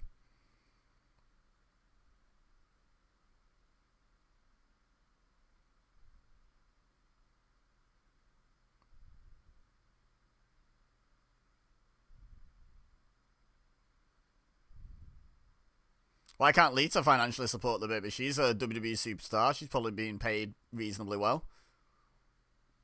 Having been around for like a good 5-6 years at this point. Here we go. Ready for Kane to sit up. I'm hoping Michaels kips up as well.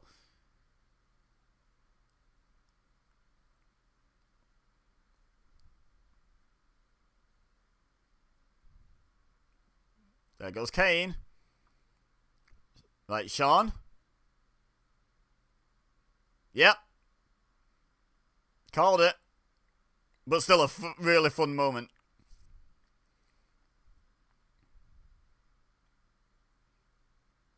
Ugh. Shawn Michaels be like, I got a bad back. Shawn Michaels also be like, let me take this basic Irish whip into a corner as about 3 back bumps. One upside down in the corner, one like on the apron and one on the floor. Nutter. Absolute nutter.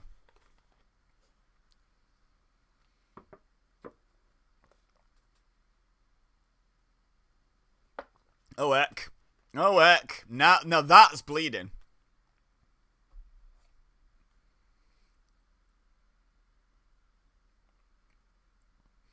And it's funny how whenever they hit each other in the head with something very, very flat and blunt. They always get like a really nice straight slash across the forehead. It's really strange how that works. Really glad we didn't just witness a really brutal chair shot to the head. I know we've just had one in real life in present day at All Out, but that chair was so very gimmicked. That was as safe as a chair shot to the head can possibly be. Go on, Sean.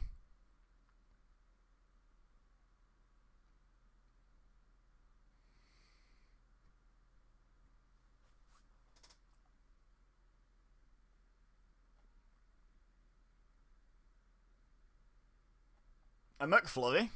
I'm surprised the machine wasn't broken.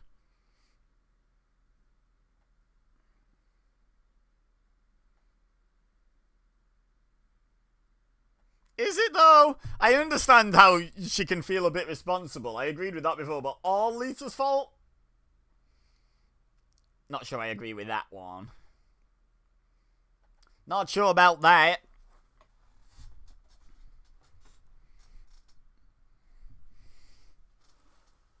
The tribal chief.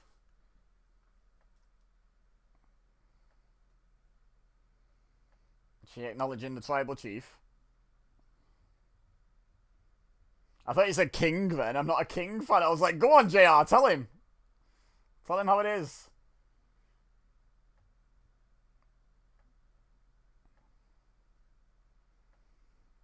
Giant melon.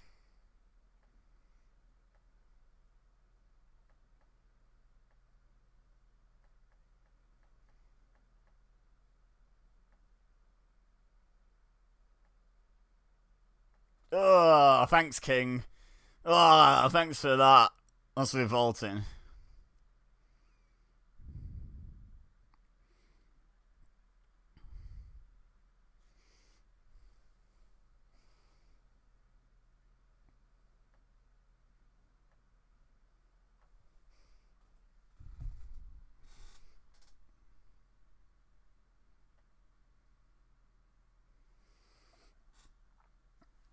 What city is this? The City of Roses?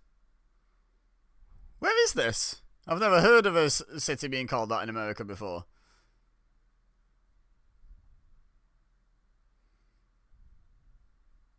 Let me know in the comments if you're currently hearing me ask this. Please do answer. The City of Roses is, and then the name of the city. If you just put the city name, I won't know what we're talking about.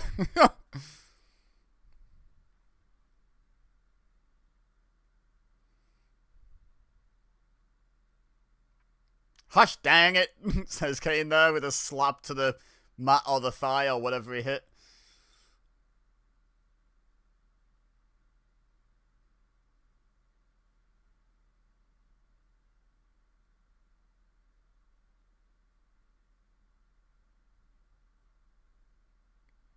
Why did he say turnbuckle so weird there? The top turnbuckle. Like when my gran says PlayStation and she doesn't know where to put the emphasis.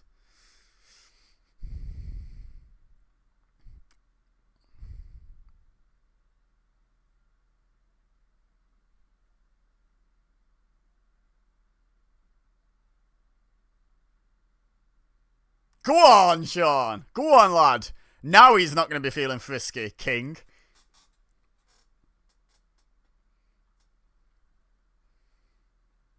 Kane. Kane and Eric Bischoff.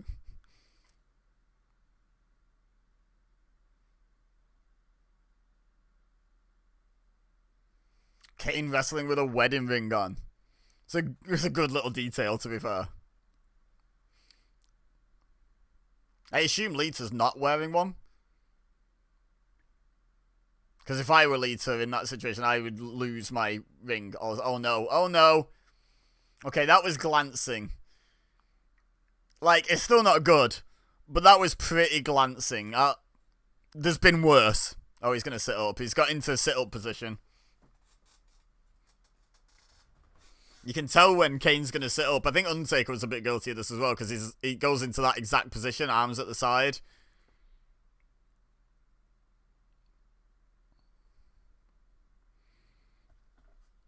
Yeah, there's definitely been worse chair shots to the head. Yep, there it is. Sean going to kip up again.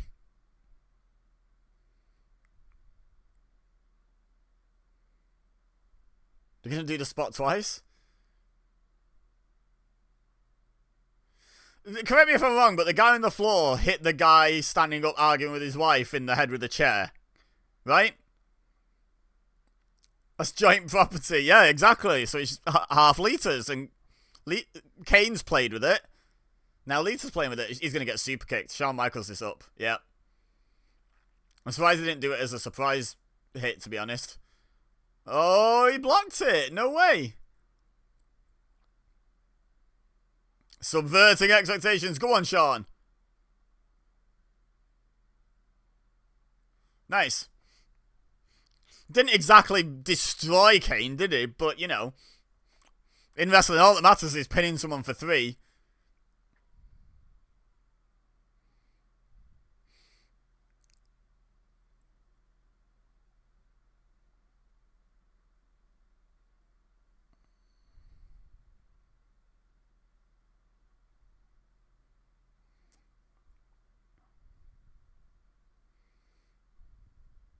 Heartbreak joke? That's rude. Must be a Canadian in the audience.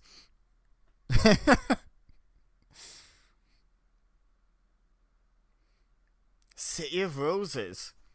I mean, my phone's right here. I try not to go on my phone too much because I feel like I'll just end up distracted, but I am curious.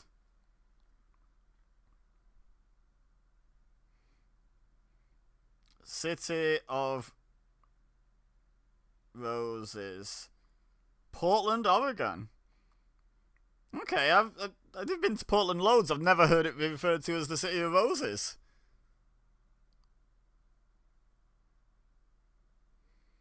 I think she's actually not wearing the ring, right? I'm trying to get a good glimpse, but I think she's not wearing the ring. Good details there. Kane wearing his ring, Lita not. Oh no, she is. Just take it off and then just keep saying you lost it. Just throw it in the bin.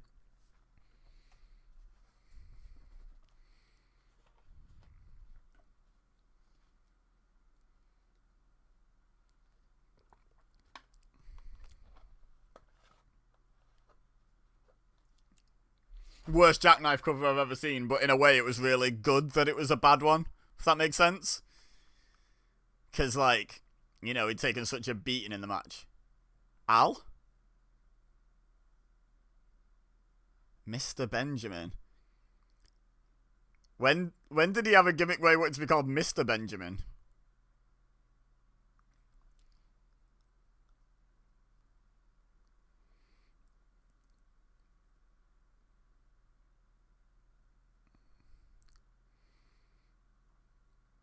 Just having a Shelton Benjamin hype package in the middle of a pay-per-view.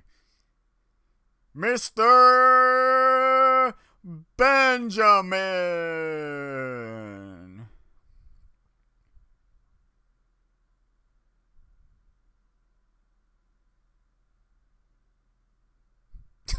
What a stupid question.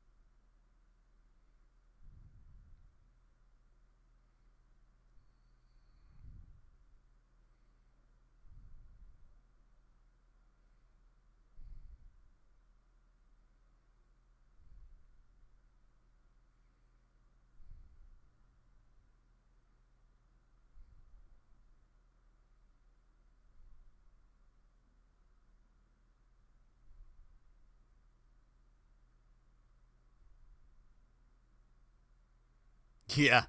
It was a hell of a spit as well.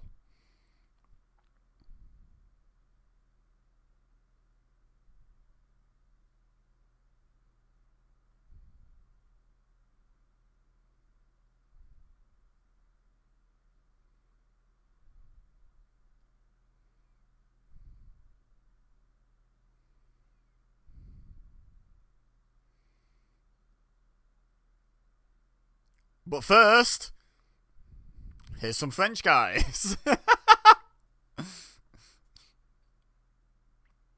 Not Canadian or whatever. What incarnation of La Resistance is this? Oh, it's a Canadian and an American, yeah, okay.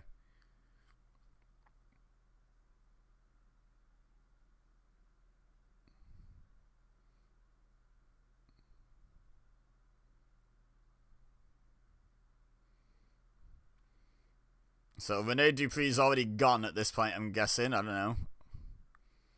But yeah, Sylvain Grenier's French-Canadian, I believe. And isn't Robert Conway, or Rob Conway, or Robert Conway just an American who started off as a sympathiser and started pronouncing his name Robert? My name is Robert. I don't know which one's which. I think this is Sylvain Grenier.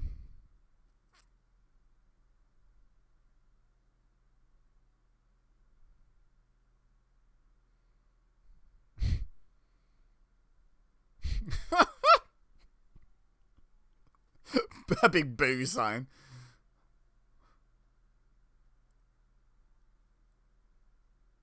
Can't wait for the USA chance on behalf of Tajiri.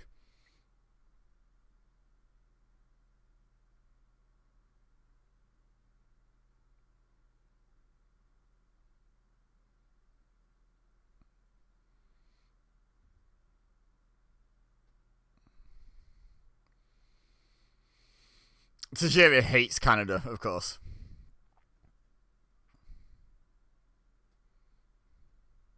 You've been speaking to his wife. There you go. Stooped to his level. But obvious joke was obvious, right?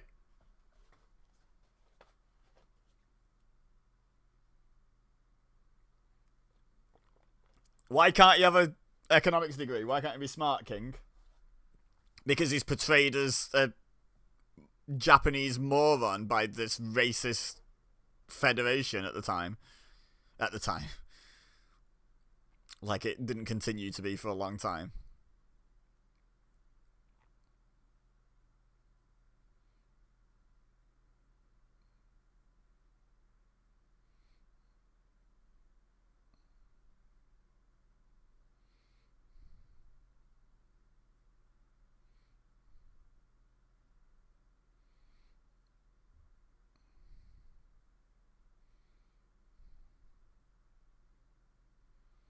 One of them isn't even from Quebec.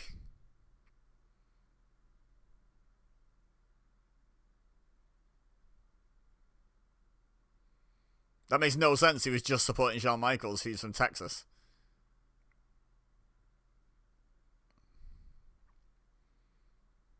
And he's a fan of Tajiri, who I don't believe is from Oklahoma.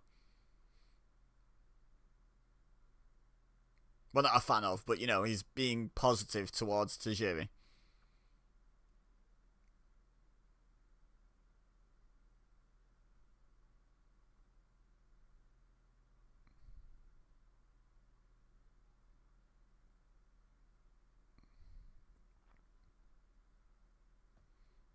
Yeah, good counter.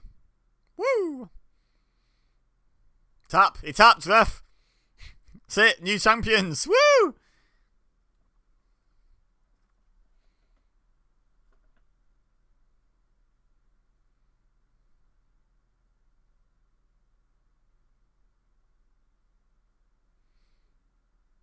That's incredibly racist, King. Especially because you weren't requiring subtitles for them singing in French.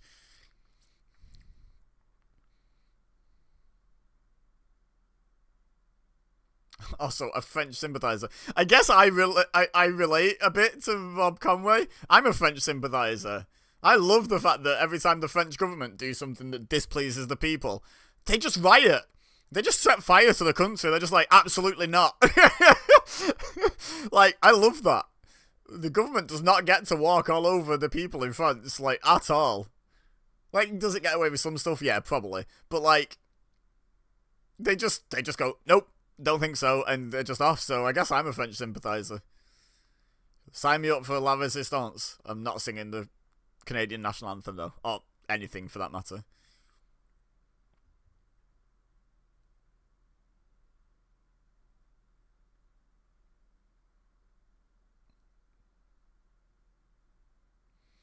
But, like, French... Like, to me, the main thing that goes in front of sympathiser and makes it an insult is Nazi. It's calling someone a French sympathiser, to me, has such a negative connotation. Is that just me that associates the word sympathiser with that specifically? Is it just me? And therefore, when you say something else sympathiser, that in my mind instantly makes me think you think the thing with which they sympathise is a terrible thing, i.e. being French. Is that just me that makes that, like, logic jump, or is that fair? I don't know, it just feels like that's supposed to be such a bad thing that he's a French sympathiser. I mean, in terms of, like, when, like, JR's talking about it, it's supposed to be a bad thing. Oof. Have some of that, lad.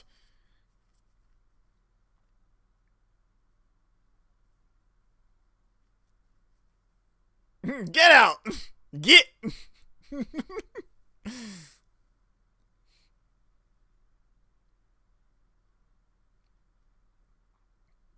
Oh, here we go.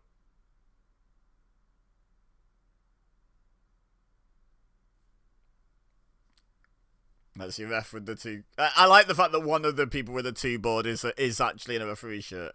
I do like that.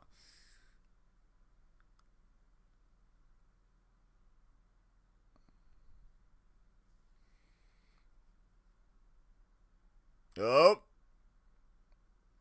I was about to say well held by Conway, but the idea was for him to counter it anyway, so it didn't even look too bad that he held it, that he did all the work, because he was landing an offensive move.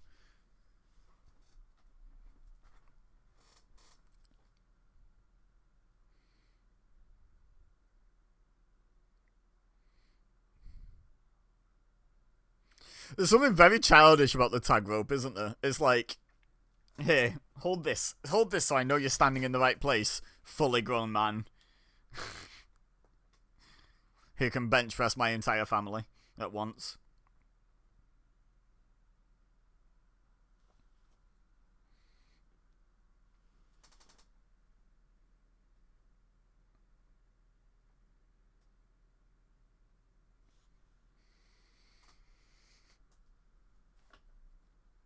Have we? Oh, they should have announced. They should have advertised it, announced it ahead of time.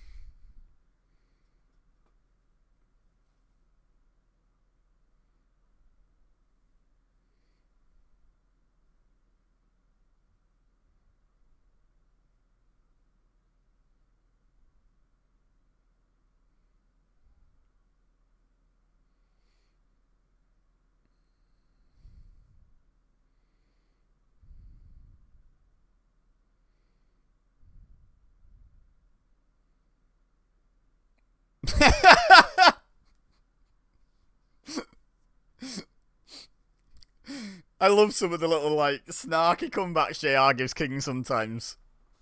Like, King is like, look at me, funny, look at me, funny, funny, funny, funny, funny. And JR's just like, zing. Like, just absolutely zingers him every so often, just to put him back in his place. I love it. Hey, John. There's that sign again.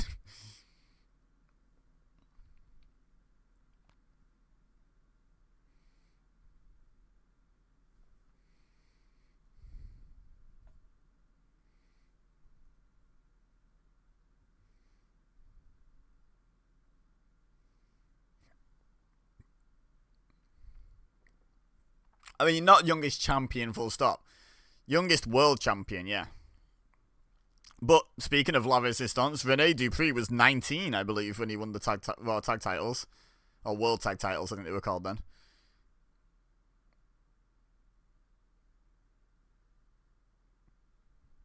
I mean, yeah, okay. It is funny that they're chanting USA when there's a Japanese man fighting an American in the ring, and the USA chant is against the American guy. Like, way to go, America. You just... Sometimes, like, I know lots of Americans, and I know lots of Americans that are very self-aware and very intelligent.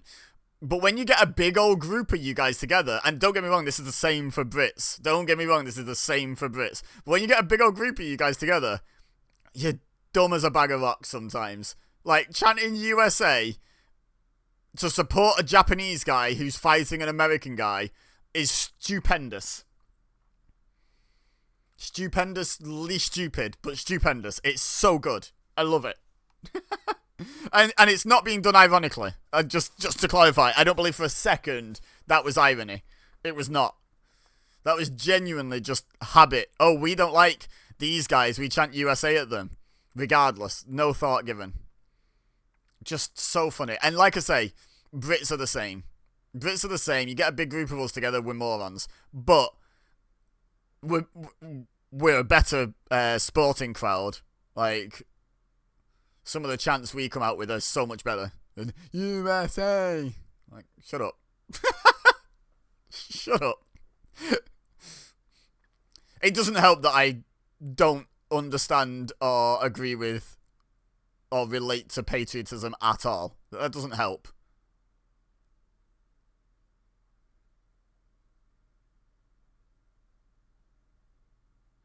I wondered what the hell they were doing with that flag.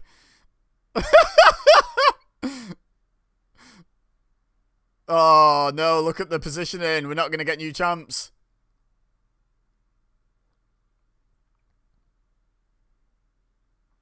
That would have been an amazing way to crown new champions. Flagpole to the flagpole, and then a gore. Yes, please. Ah. Rubbish. Way less entertaining finish than the potential one we just missed out on.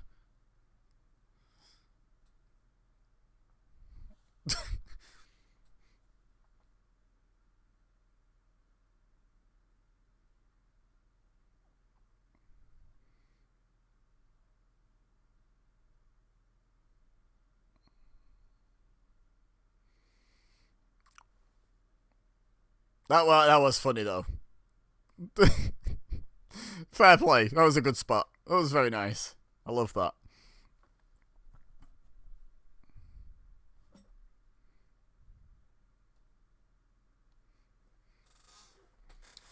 Right, must be world title time now. How long we got left? Wow, we've only got 37 minutes left and we've not done the entrances. This is going to be a short Triple H main event. Saliva. Is anything more 2004 than Saliva being the official theme song of a WWE pay-per-view?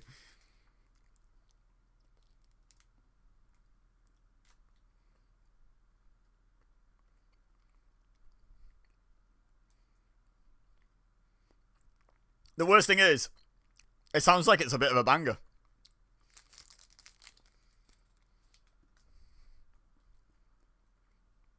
I just feel like Saliva are the most quintessentially mid-2000s rock band ever. Like, if you said mid-2000s rock band to me, I'd be like, Saliva.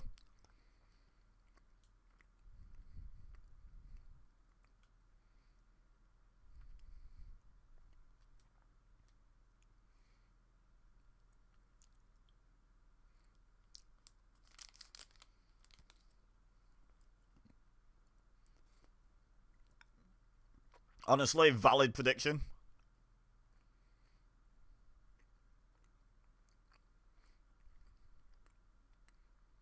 Here we go.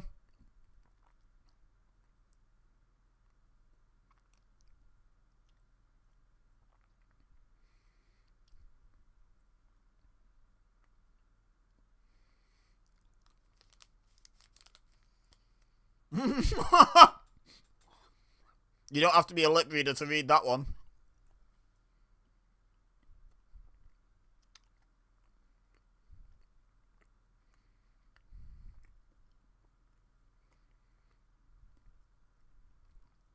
He didn't even take it from you, though.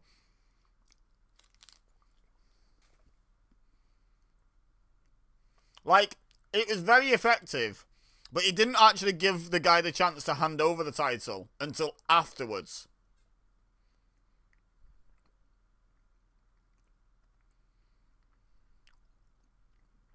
Oh, look at him hoiking up that Logie. Is that the correct terminology? You know what I mean.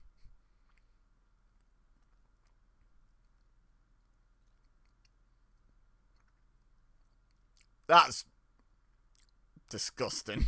Disgusting.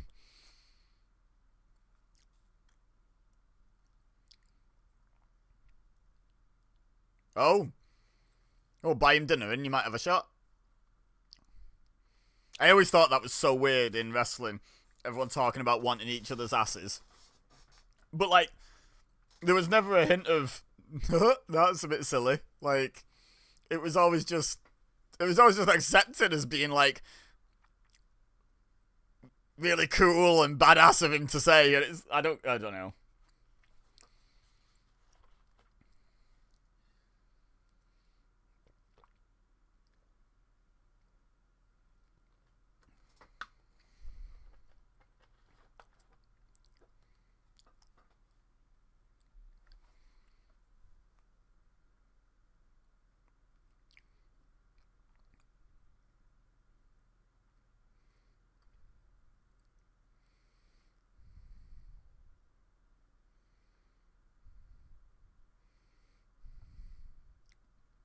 Song's a banger. Is this that Saliva song?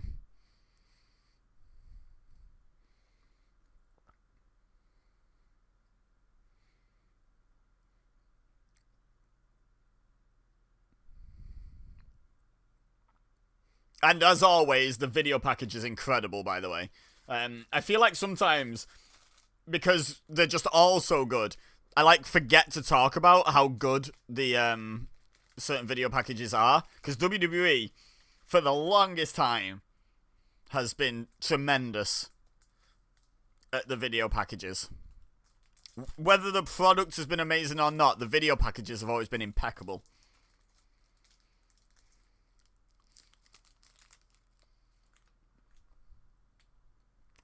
I love that laugh. Love it.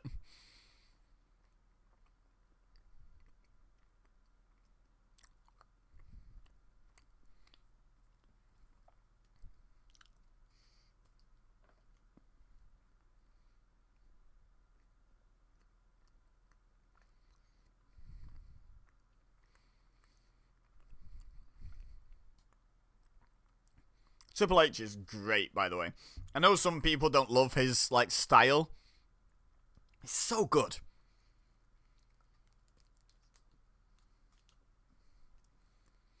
Is he going to have, like, insane, flippy, high-octane, like, crazy matches? No. Are his matches reliably really, really good? Yeah. Like, he's missed. He swung and missed Roman Reigns at WrestleMania. I think the Randy Orton match at WrestleMania was pretty dull as well. But generally, Triple H hits. Like, you have a career as long as Triple H, you're going to have some stinkers. And you're at the top of the card for as long as Triple H, you're going to have some high-profile stinkers. That's almost inevitable.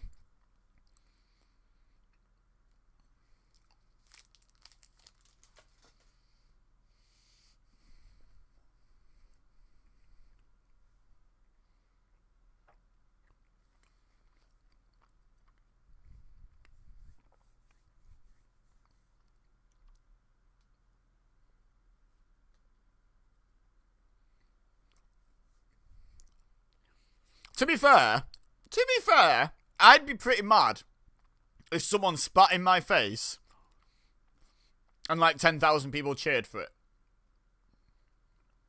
I'd be a bit miffed at that. Whether or not I deserve that treatment would probably not factor into the emotional response I would have at that moment.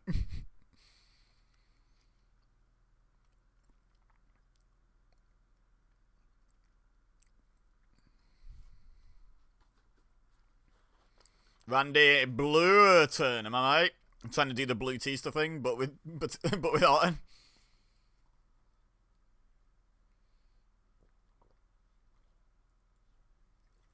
By the way, I know everyone loves Rev Theory voices, but can we talk about how much of a banger this song was as well?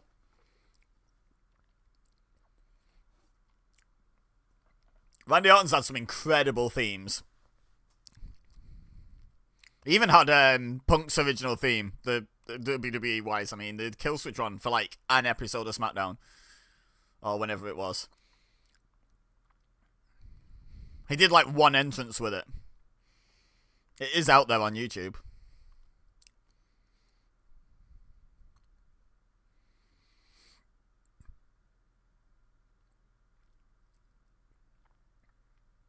Hey, nothing you can say.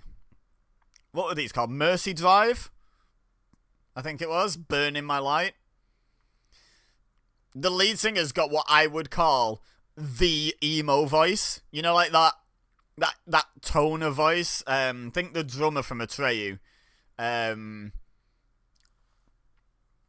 sort of like, there's a certain vocal quality that works really well with like emo music.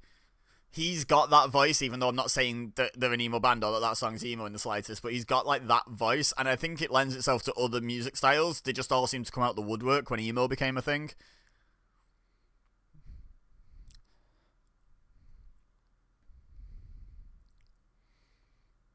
What's kind of crazy to think was that I'd only just finished high school when this event happened.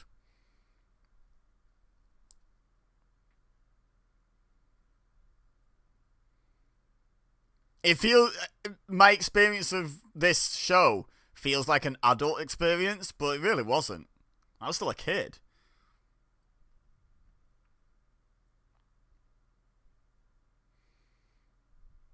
Then again, there's plenty of people would argue I'm still not living an adult experience. So, you know. Do it. Do it, Randy. Now I'm listening.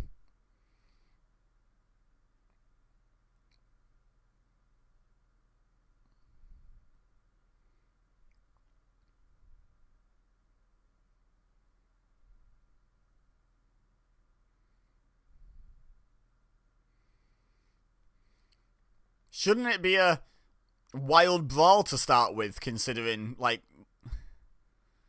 one betrayed the other and blooded him, and then the other spat in the original one's face? Hey! Okay, now it might be a little bit less technical.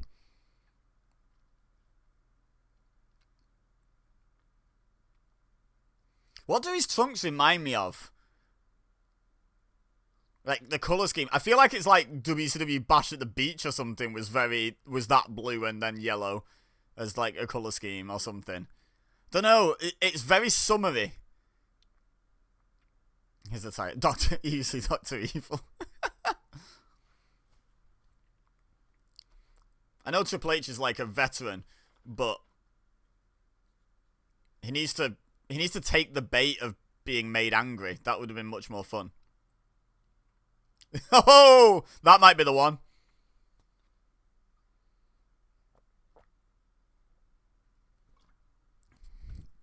You could say he just Chris rocked him with a slap.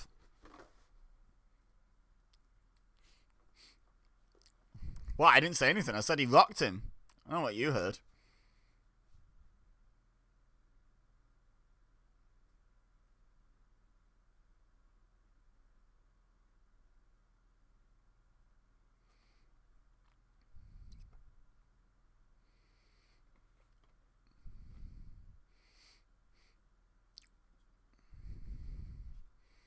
There you go. This is what this match should have started like. But I'm glad they did the psychological warfare. Showing Randy Orton getting one over on Triple H in like the mind games department is really good for Randy Orton, because I don't think, if I remember correctly, I don't think much else about this match is going to be good for Randy Orton.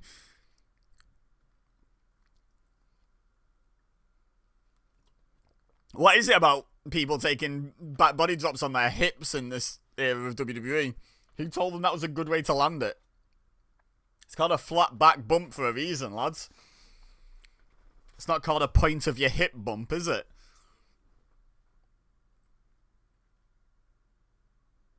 I just can't imagine it's pleasant landing on your hip from that sort of height.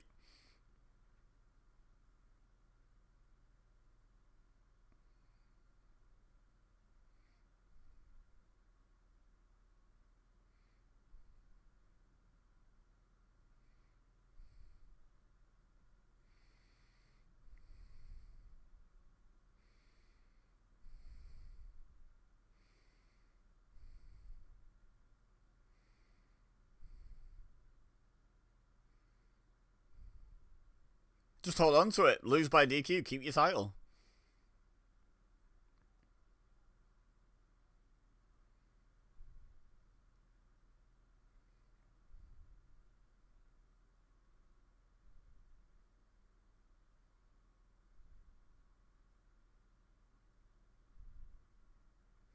Controversial opinion there, JR.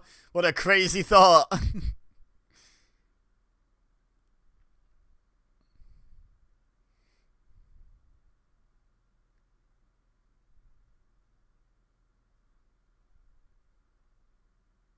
What did you think it was going to be? A dance-off?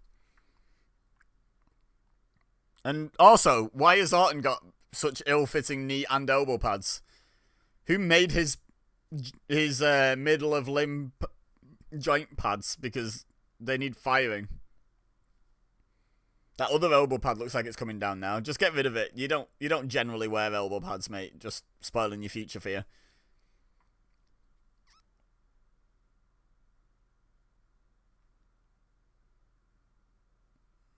I'll tell you what, when they talk about the difference in like how Randy Orton looks now and how he's like the biggest and in the best shape he's ever been, I was like, yeah, he's a big boy, don't get me wrong, but you know, he's always been a big boy. No, he is so much bigger now. My goodness, he's huge compared to this Randy Orton, this skinny little guy. I mean, he's still got the thighs on him. This Randy Orton, he's always been very leg strong, Orton. But arms-wise, he's not that big here. But now, my goodness. Big boy.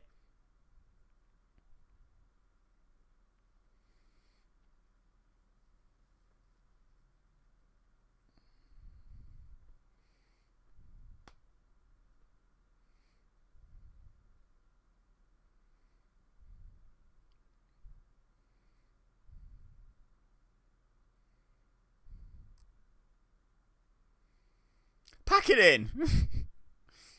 They don't go any quicker than Triple H. Triple H is called the cerebral assassin. He slowly, methodically picks people apart. What are you talking about? They don't go any quicker than Triple H.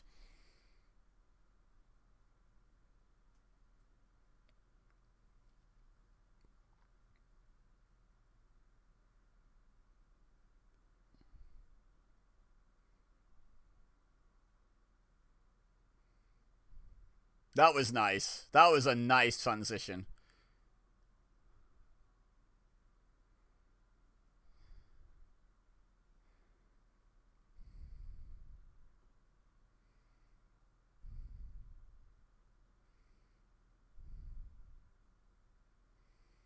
Yeah, that transition was real nice. You know when I was talking during the entrance about how good Triple H really is? There you go. There's your evidence.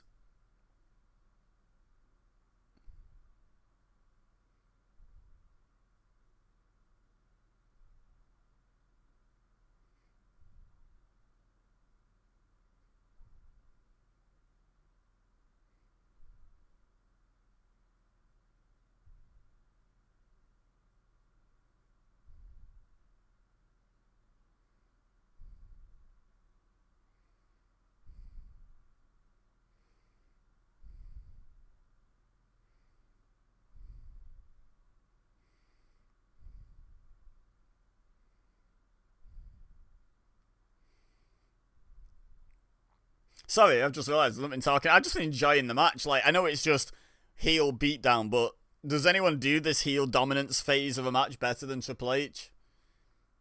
Just wearing someone down.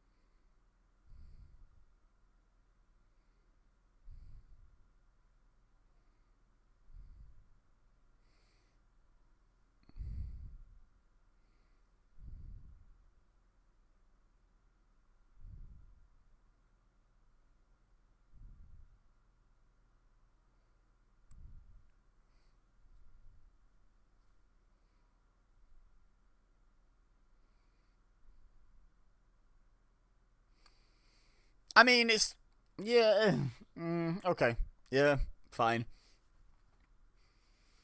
I would say Randy Orton took Triple H to school earlier to with the psychological battling, but yeah, Triple H putting on a clinic right now.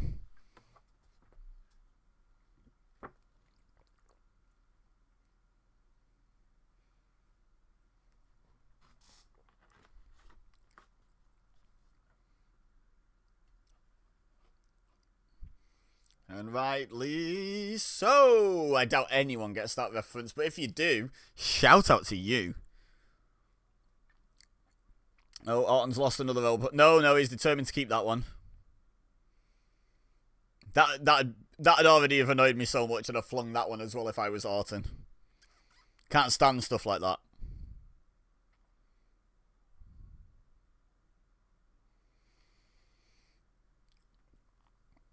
Yeah, having to keep adjusting something. No. Does me head in.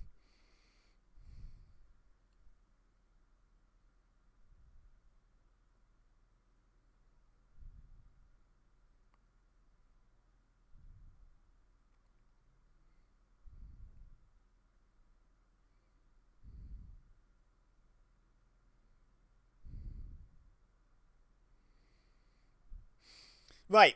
Question about the figure four. Isn't that the wrong way to apply the figure four when you've been working the left leg all that time? Isn't the pressure on the right leg right now? Theoretically. Because isn't the straight leg the one being hyperextended? That's my understanding of what's painful about a figure four. Not the fact that you've got your leg off to the side at like I'm sat like that now with my leg at that angle, like bent at that angle. That's very comfortable. It's the fact that you're then straightening out the other leg and putting it on top of your body, so when you thrust your hips up, there's nowhere for my ankle and foot to go, so my knee's stuck against that and the lower part of my leg's being lifted. So what I'm saying is, he spent the entire match working the left leg to apply a figure four leg lock to the right leg. Am I wrong in my understanding of what's supposed to hurt about a figure four leg lock? Because to me, it's the straight leg.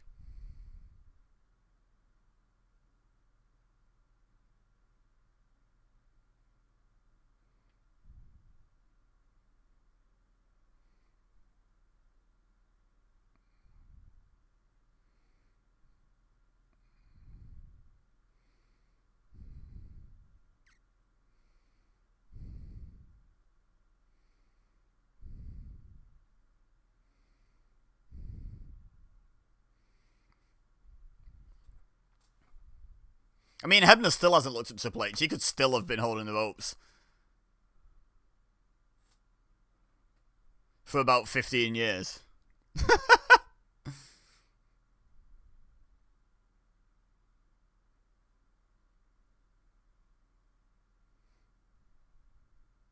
Yeah, why don't you just give up?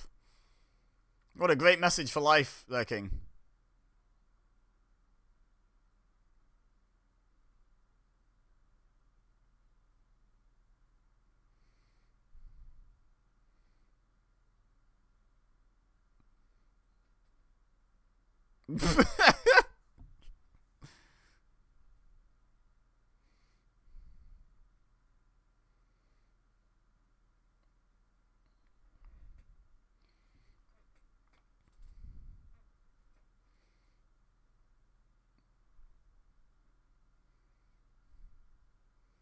But yeah, let me know in the comments if I'm wrong about the figure four, but that's how I perceive the figure four.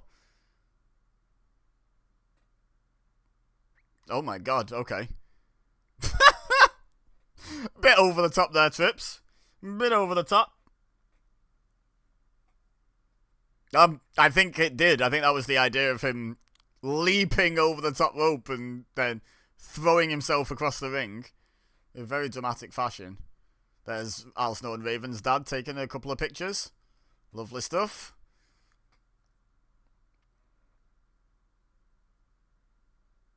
We got blood. So, people talked a lot, especially at first when they stopped bleeding, about how the lack of blood took away a bit of drama. I do feel like they were over reliant on it. Like, this is just a regular wrestling match. I don't think this needed blood to look like a big time fight and a bit of a brutal battle. God, he sped up that power slam over the years, didn't he? I think it was a bit gratuitous, to say the least. Like, maybe the Kane Shawn Michaels one deserved it, but with hindsight now, I'm like, yeah, I don't need my people to be bleeding real blood for my amusement. Like,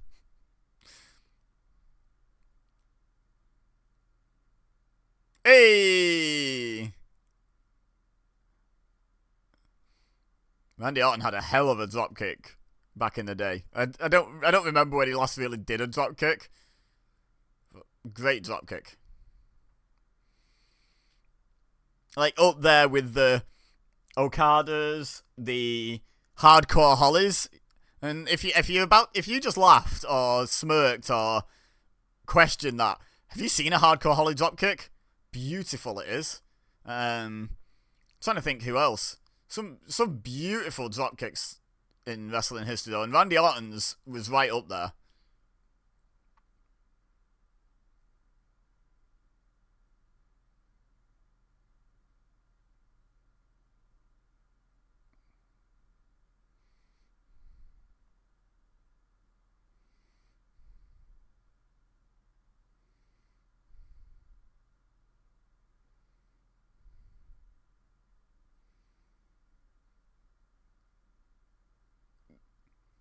I mean, I would argue that punches and kicks are very much a part of professional wrestling. I don't think you've really deviated from wrestling if you're punching and kicking each other.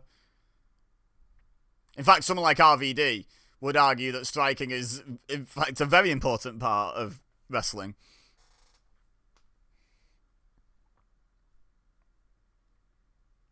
You don't see a lot of suplexes and stuff from RVD, but he's undeniably a wrestler. And undeniably a very good one.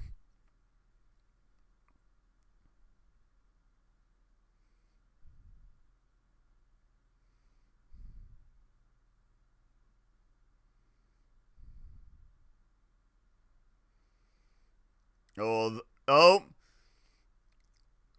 we're doing a long cell. There we go. Ric Flair flop.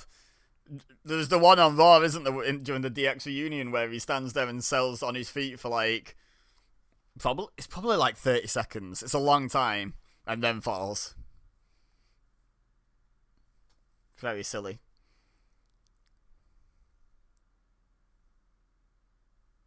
That guy loves Chelsea. I wonder if he still does. That guy and Chelsea, if you're still together, good for you. It's a solid relationship. You've been together 20 plus years now.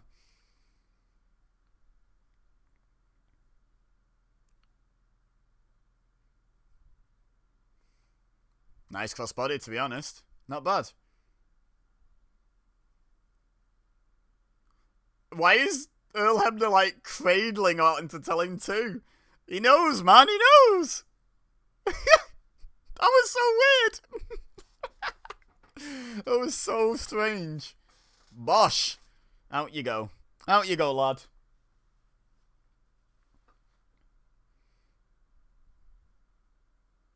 The world's heavyweight champion? Is this NWA? Is this Nick Aldis?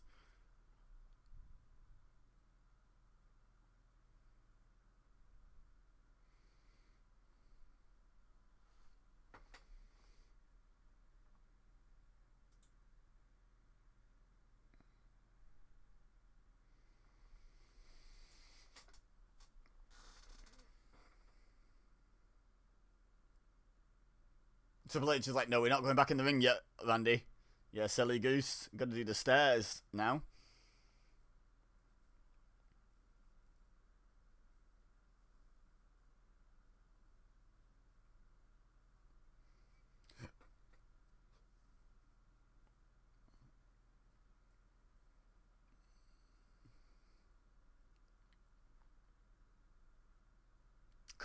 One could say it can be hit from out of nowhere.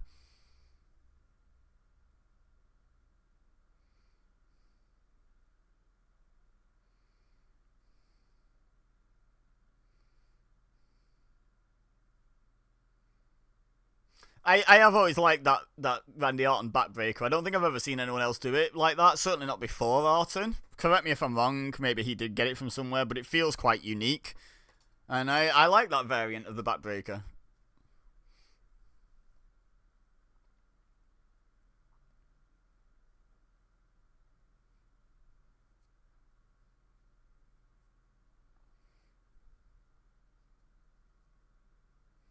Dan.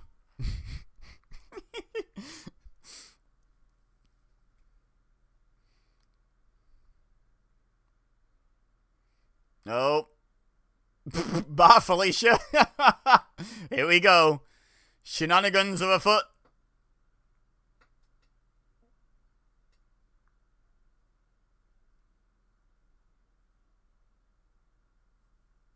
I mean, it's not over because, one, he's not actually gone for a pin. Two, there's no referee. Three, there hasn't been a bell, so it's not over.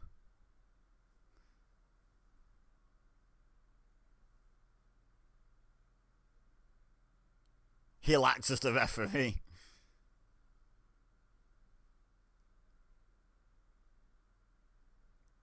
Uh-oh.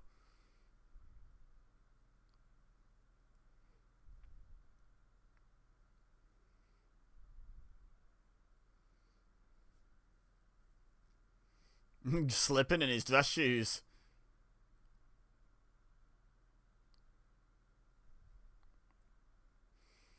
So they didn't even allow Orton to get the visual pin there.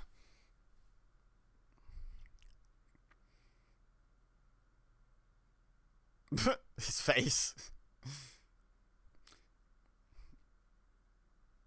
It's a great sell, honestly, from Orton. I like that one.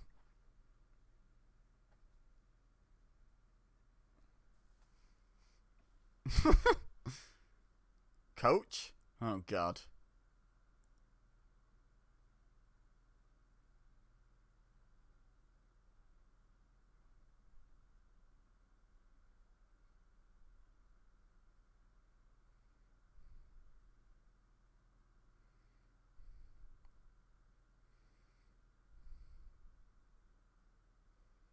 RKO him.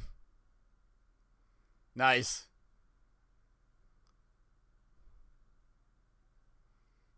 Not nice.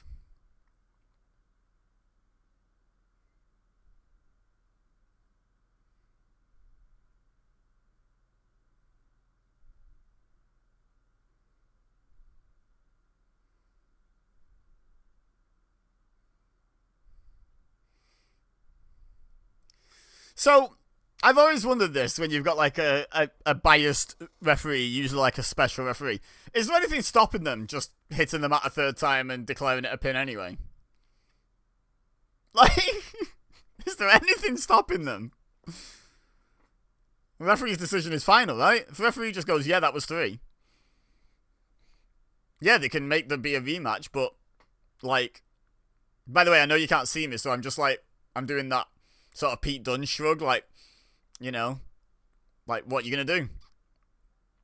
Pin is a pin is a pin.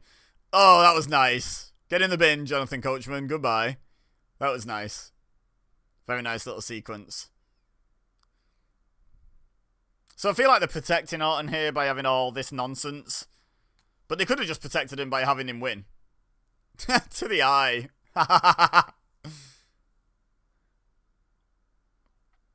The Vic KO.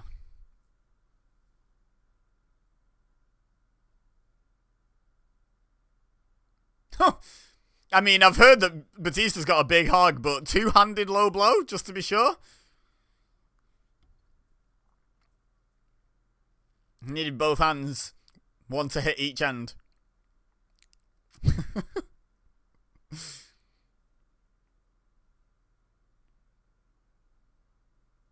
Oh, no. Oh!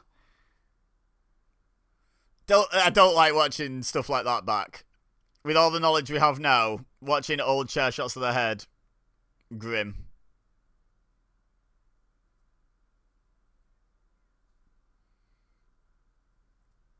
That's not fun. It's the one thing I really don't miss. Like, if you were advocating for bringing everything back, but I could choose one thing to leave in the past, I think it'd be just chair shots to the head. Especially unprotected ones. Like, I just... Not here for it. Not here for it.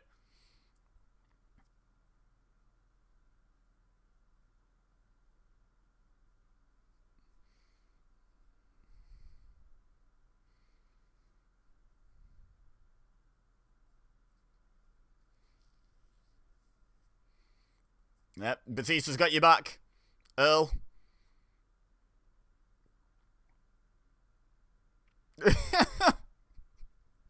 Sleepiest 3 count ever. Yeah, so hope you enjoyed your 1 month in the sun, Randy Orton. You'll never get there again. That was like a lot of people's reactions, you know, was like, oh, that's it, he's done for, he's never getting back there.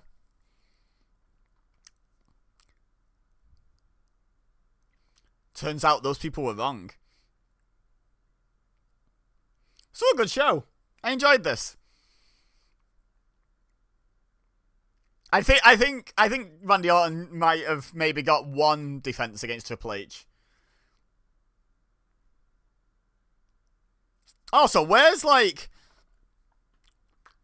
Benoit and Regal and Shawn and all the people who hate Triple H who could have just helped Randy Orton there? Where are they all? Like, Shawn Michaels is probably getting stitched up, admittedly, but like, yeah, other people could have got involved at anti-evolution.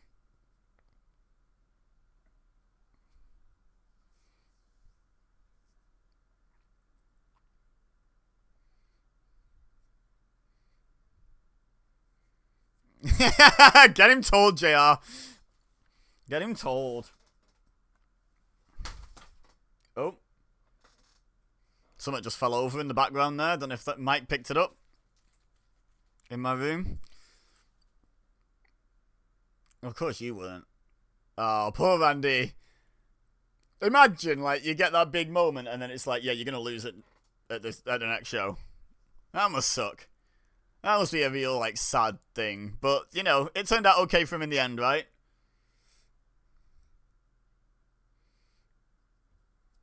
Anyway, I think we're about done here. I don't think anything significant is going to happen now. I think we're just going to see Randy Orton looking sad for a bit. And angry and stuff. And Triple H looking bloody and victorious, just about. So yeah, leave a like if you enjoyed. Let me know your thoughts on the show in the comments and any of the other stuff I asked throughout. You know, hope you've left some lovely comments. Subscribe if you're new here.